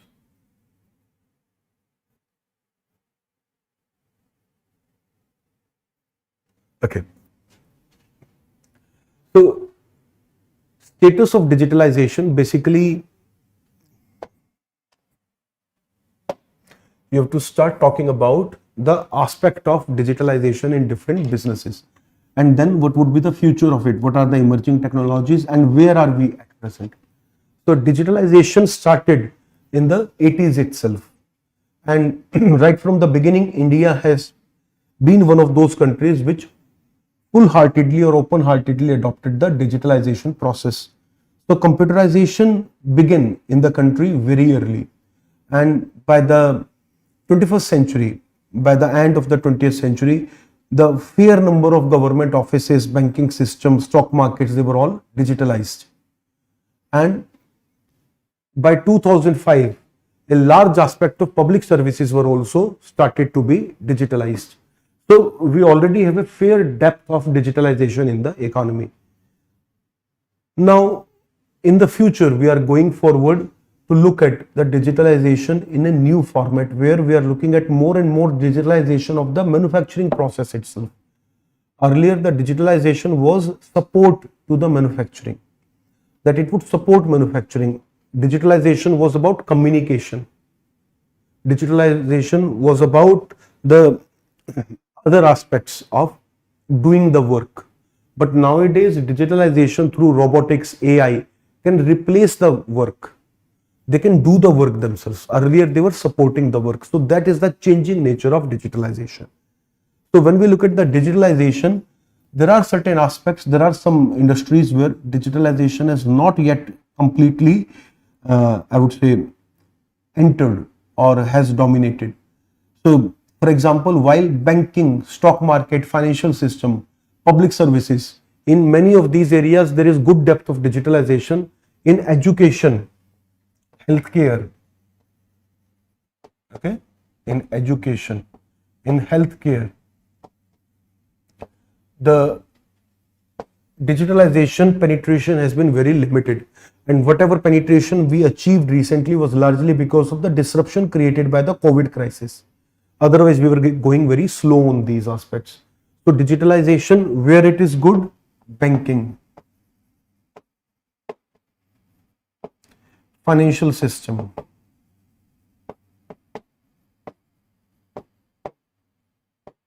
Space, etc. And where it is very limited, education, healthcare, military, etc. Now we are focusing on this. In the last 5 years, there has been increase in the penetration of these also. So that is how you need to talk about. And then you talk about the coming industry 4.0. Industry 4.0 focuses on the automation of the work itself.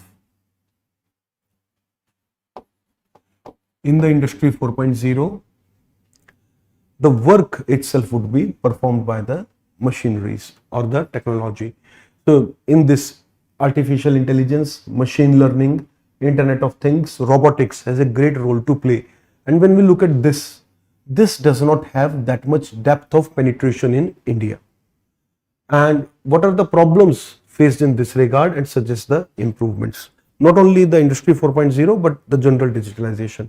The problem that you have to talk about here, that the digitalization, although started fairly early in India, it was focused largely within certain system. So while banking's public financial system has almost complete digitalization, the public services has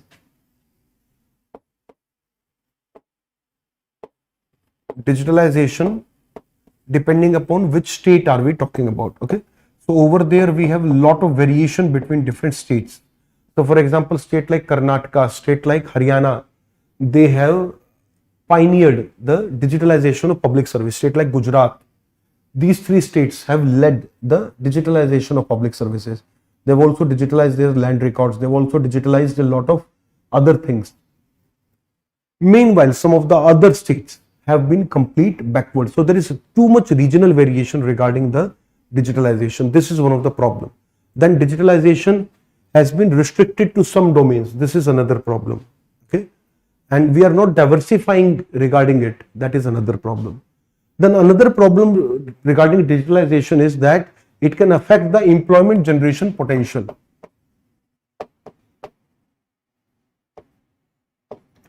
Employment generation potential.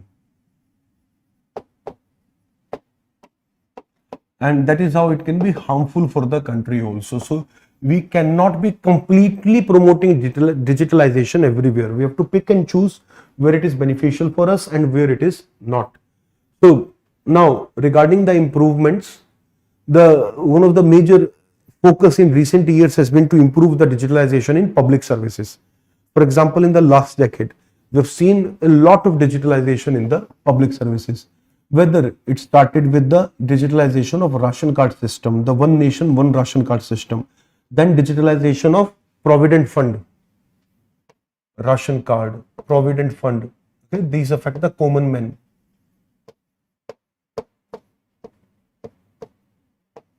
Then digitalization of other public services. Okay, these have all benefited common people. We need further improvements in other aspects also. Okay, so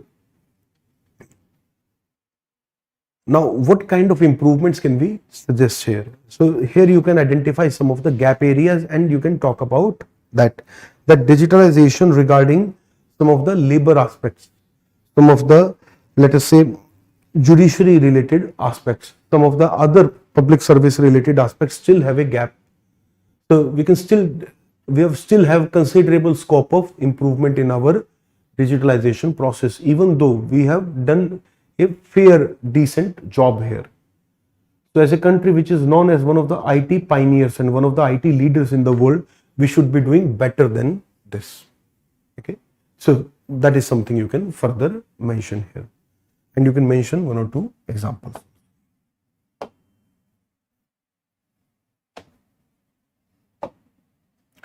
How does e-technology help farmers in production and marketing of agriculture produce? Explain it.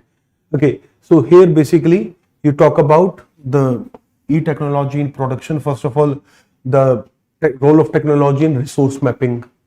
So it is a very fairly and straightforward question, directly lifted from the topic mentioned in the syllabus itself. So resource mapping.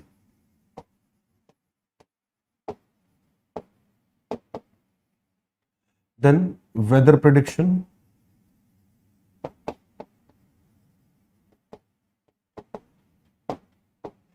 then communication between farmers so that they can understand what they are producing, what they are not producing.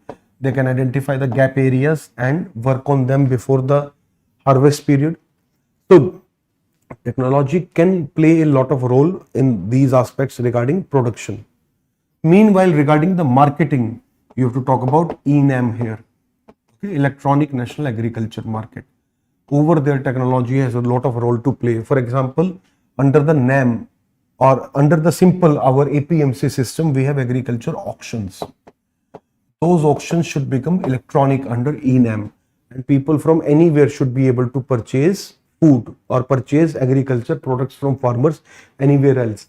So auction, digitalization of auction is a very important aspect where technology has a role to play, and government already is adopting ENAM, under which it is one of the key focus area. Okay, then the laboratory certificates.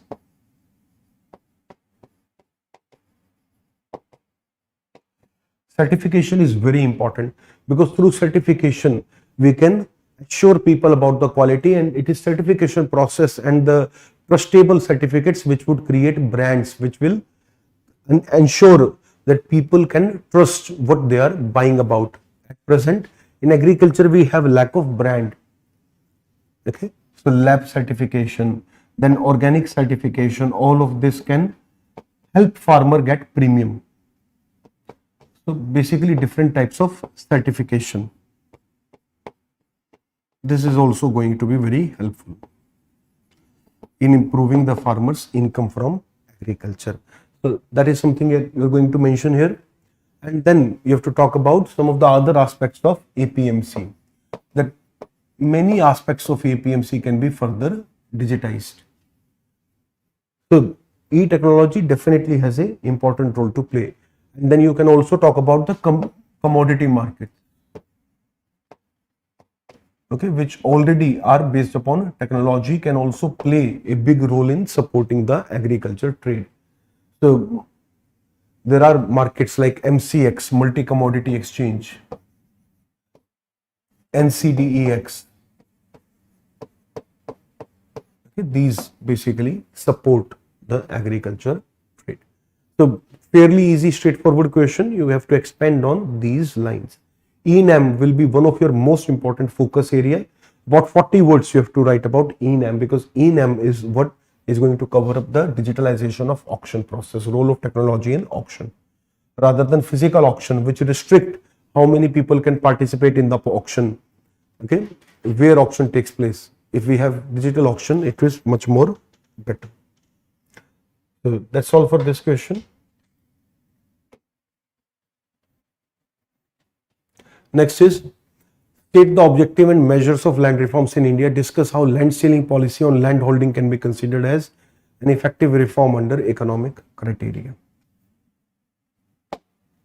Okay, so objective of land reforms, quite straightforward actually. Measures of land reforms in India. So objectives: to eliminate the middleman,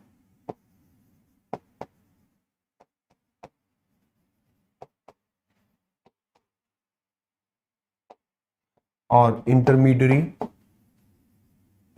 Whatever agriculture tax had to be collected, government directly will collect it. No one else will collect on the behalf of government. So there need not be any intermediary in the process. Okay. Productivity. If farmers have more productivity, okay, if farmers have, let us say, more organized land, continuous land, okay, then their productivity will improve. So that was done through land consolidation, for example. Okay, then the focus was on, so there were tenancy reforms which were to provide security to farmers, guarantee to farmers of their status. So over here tenancy reforms are there. So to eliminate middleman, intermediary, productivity, security to farmers, then fair distribution of land. This is basically land ceiling. Fair distribution of land, okay, or basically welfare inequality aspect. And last would be economies of scale, more efficiency.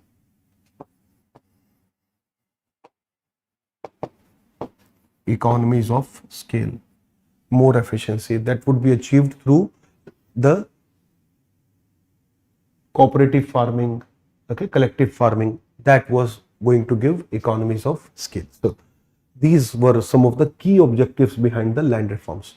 And measures of land reforms, all that I have mentioned with them, okay, land ceiling, collective farming, okay, cooperative farming, you just mentioned the names, you do not have to go in details here because there are too many of them, you can't go in detail of all of them, you can write just one line about them, and that too only about 2-3 important.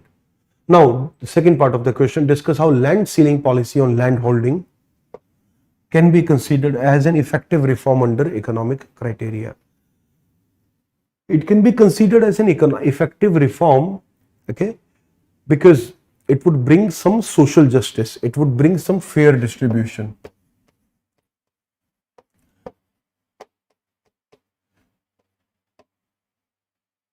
But when we talk about the economic criteria, okay, so land ceiling has always been considered as a policy for social justice, welfare, but these are social criteria. On economic criteria, how land ceiling policy can work. So generally we argue that the smaller land holdings reduce productivity. So in that case, the land ceiling would rather create small land holdings, and in fact this is going to reduce the productivity. Hence, generally through economic criteria, we do not consider it to be a very effective reform. We considered it effective from social criteria, and that is how we justify it. Otherwise, from economic criteria, we generally do not justify it. But the question is specifically asking us to justify or to reject how it can be considered. Is there any possibility through which we can call it to be effective under the economic criteria? Okay. So the answer over here is that the land ceiling policy would create incentive for farmers, because when there is too much unequal distribution, then there are large number of agricultural laborers working for large absentee landlords. And when you have large absentee landlords, neither those landlord invest in agriculture nor the landless farmer can invest in agriculture. Nobody invests in agriculture when you have too many landlords. In some of the Western countries where they have large land holdings, it is not the system where they have landless farmers. Over there, they themselves work on their farms and hence they invest. But over here, the system was the landlords, the big landlords, the land holding, the zamindars, they were absentee landlords. They were landlords, they were the farmer, they were owner of the land, but they would not be working at the land. They would be absentee. They would be doing something else. They would be living in the nearby cities. And it is landless farmers who would be working on their land, and they would be having a sharecropping agreement. Under this, basically they would get the share, whatever those small landless farmers are producing. Under this system, neither this absentee landlord will invest in the land nor these small farmers. If instead of this big absentee landlord, we distribute the land to these landless farmers, then their land belongs now to them. They do not have to share their output with someone else. And since they have security of tenure, they have security of ownership, they will invest. So that is how it can be justified under economic criteria. And that is the only logic perhaps from which you can have a strong justification for the land ceiling, that it create incentives for the farmers. Okay, and that is how it was justified also. But most of the justification came from social justice perspective. That is how we do not talk much about this economic perspective. So this is all that you have to talk about. You can write in detail about this aspect in the second half of the answer. Now, most of the unemployment in India is structural in nature. examine the methodology adopted to compute unemployment in the country and suggest improvements. Okay, so largely I would be discussing this first part because this is a claim. Second is quite straightforward. What is the methodology? I do not have to discuss the methodology here, okay, because over there you have to talk about the usual status unemployment, okay. So that is our methodology, and that is largely the factual part that you can tackle on your own. Now, most of the unemployment in India is structural in nature. So first of all, you define what is unemployment very briefly. How do we define unemployment in our legal system? Basically, that is what we are saying, not what is unemployment. What we consider to be unemployment and what is structural unemployment, and why we consider most of our unemployment to be structural. So over there, first you have to talk about that unemployment is considered when a person is participating in the labor process, is participating in the labor market and is ready to work at the given wage rate but still is not getting the job. Then only we will say there is unemployment. Okay. Then structural unemployment is when the employer needs labor and labor needs work, but they still cannot fulfill each other requirement because the skill that are required for the work by the employer are not there with the worker, or the whatever conditions are there by the employer, those are not fulfilled by the employee, potential employees. That is the structural unemployment. Okay, that there is a mismatch between the requirement of employer and the aspirations of labor or the skills of the labor. If these two mismatch, then we have structural unemployment. Clear?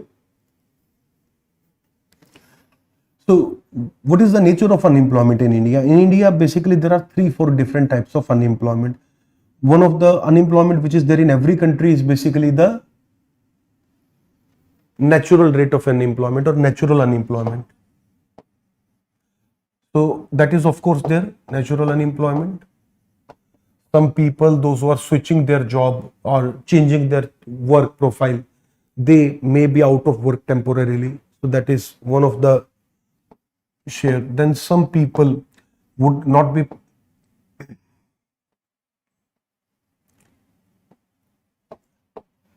getting the work due to demand and supply mismatch. That is all part of natural unemployment.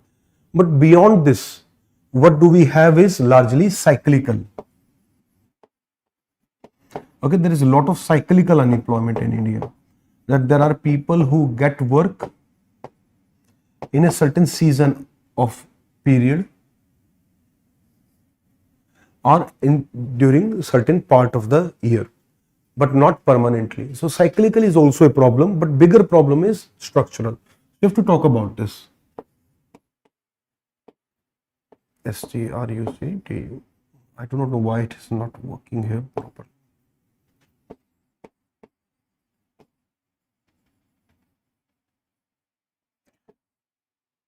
Okay, so you define this, that natural unemployment is there in every country and it is a common phenomena. Cyclical unemployment is also there, but in India this is a bit more of a problem, but the biggest problem is structural. That is how you define. It won't be completely correct to say most is structural because cyclical is also there, but yes, it is the most important problem. Okay, so that always remains the issue. Now this is happening because the kind of workers that are required by the manufacturing, the services, they are not able to get those kind of supplies. So there is a perpetual crisis. There is shortage of worker and companies are forced to opt for the workers from another company rather than getting fresh supply. So there is a lot of attrition in India. Existing people would continue to get more rather than a new person getting the job, because that particular skill is there with the experienced people, not with the new people. For example, engineers that are created by the college system do not have much of the skills that are actually required at the job, because the kind of softwares, because the kind of work that they learn in college is not required at the industry level. Industry requires softwares to know or languages to be at a very different level, and hence a fresher would not be able to fulfill the requirement of most of the companies, and this fresher will continue to be unemployed, whereas they would be paying 14 lakh rupees to 40 lakh rupees for the same job to another employee from another company who was already in job. So they would give a hefty increment and get those people in the company. So that is constantly happening. So because of this, we also have high attrition. So that is what you explain. Then the methodology to compute the unemployment. Okay, so who is unemployed is already what I have told you. Then you talk about the usual status unemployment. You talk about its measurement methodology. Okay, and suggesting the improvement regarding that, you have to talk about the data availability. That while unemployment methodology itself is not much of a challenge here, the availability of data is a problem. We do not have regular data, we do not have periodic data. Okay, so that is rather a bigger problem. So that is how largely you would be focusing on the later part.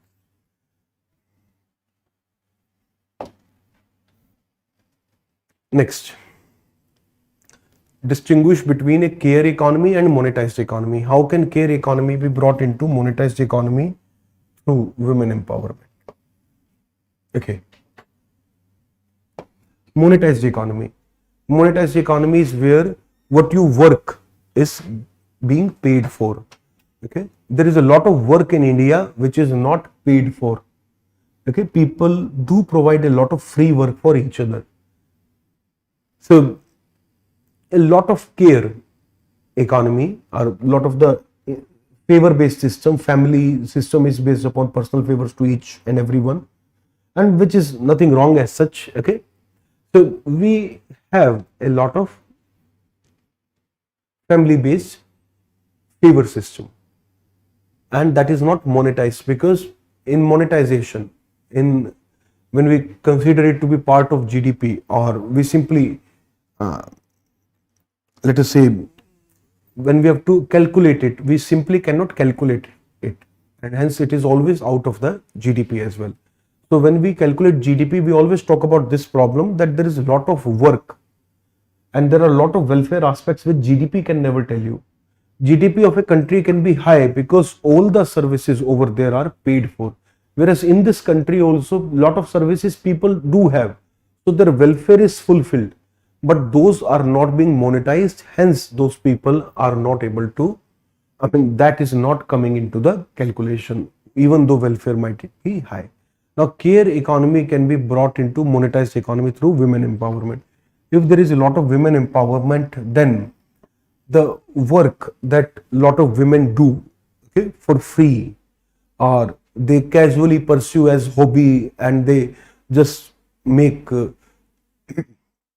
random presentations, and all of them can actually be paid work. Okay, more and more women can participate in the economic process, and the work they often do for free for others, and work which they often perform as favor for their neighbors, for others, that can all be monetized. Okay, for that what we need is awareness, for that what we need is education, for that what we need is women leading not leading as in women participating equally in the economic process. Okay, so that is what we need to discuss. Quite straightforward question actually. You could have get confused regarding the terms like cared economy, monetized economy, but these are not very complex terms that you need to confuse yourself with. Monetized economy, when what you do is getting paid for. Care economy, where there are a lot of support activity that people perform for each other. Okay, how this care economy can be brought into the monetized economy? If women are more aware, okay, then they will start charging for a lot of those activities, not within the family, but at least outside the family, let us say. So those aspects are there. So once you know the basic idea, it is very easy to tackle actually. Next, explain the changes in cropping pattern in India in the context of changes in consumption pattern and marketing condition. So we have to discuss that cropping pattern and consumption pattern that affect each other. The cropping pattern is determined by consumption and it also determines the consumption. For example, in India, wheat and rice are produced much more. A lot of farmers produce wheat and rice, and since they are the available product of choice, they've always affected the consumption also. A lot of people in India eat much more of wheat and rice, and hence we have a carbohydrates dominated diet in India, which is also affecting us today by creating a pandemic regarding the diabetes because of our overconsumption of carbohydrates. Clear? So, changes in cropping pattern can change the consumption pattern. Okay. Now, how consumption pattern can change the cropping pattern? See, with the more and more growth of economy, more and more urbanization, and more westernization and popularity of the western diet, dishes, etc., people have started creating demand for certain different kind of products, and hence those are also getting produced in India. So we are observing a rapid rise in horticulture. The growth of horticulture is more than double the average growth of agriculture, and that is for 21st century. In the last 25 years, the average growth of horticulture has been 7%, whereas average growth of agriculture is around 3%. So horticulture has grown much faster, and within horticulture also more expensive fruits and vegetables, their demand have grown much faster in recent years. For example, broccoli. I'm not sure whether my spelling is correct. Broccoli, okay, and for example, lettuce, etc. I mean, these are just one or two examples, but like this. Okay, nowadays avocados, these are still largely urban phenomena, but still that has an impact. In many areas, farmers are able to get good income because of rise in such. Okay, for example, mushroom farming has become very much mainstream in India. So all of this is affecting the production itself. That is changing the cropping pattern. A lot of farmers are getting into horticulture, and they are producing things which pay them much more compared to the traditional products. So I hope this is clear. Okay, you have to talk about both the aspects. How cropping affect consumption. Cropping impact on consumption.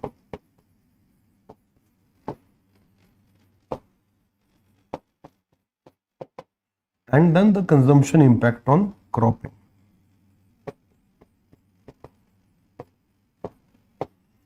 Then you talk about market.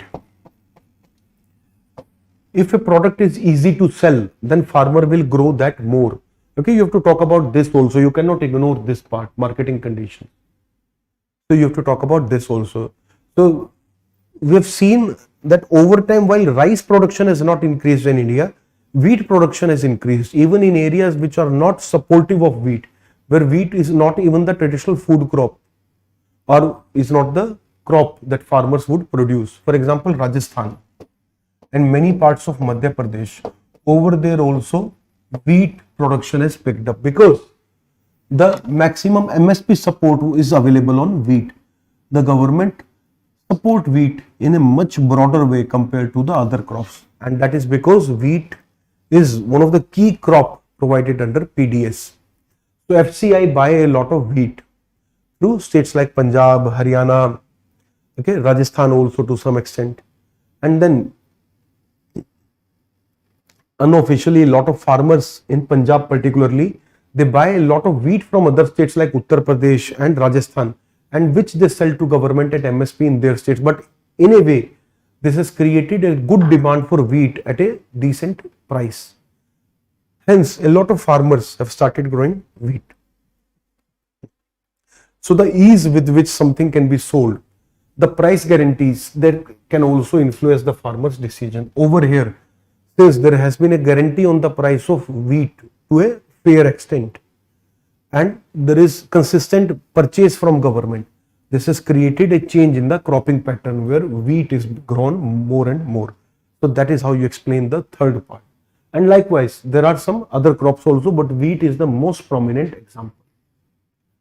Okay. So that is how you explain this question.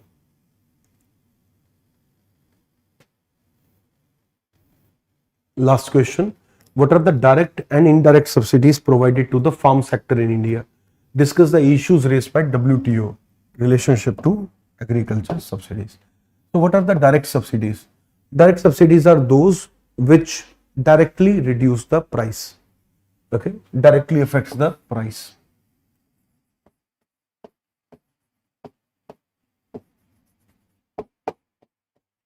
And indirect subsidies which indirectly affects the price. So first you talk about that in the introduction.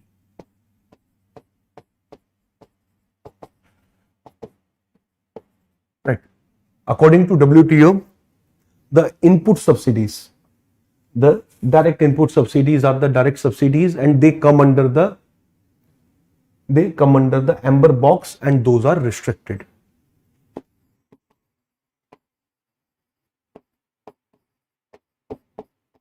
They come under the amber box and those are restricted.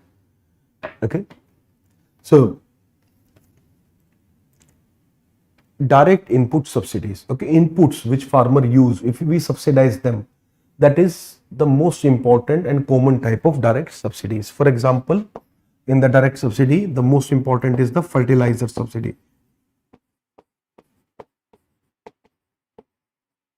Okay, then electricity, then seed, and then so many other things. So all of that will come under this.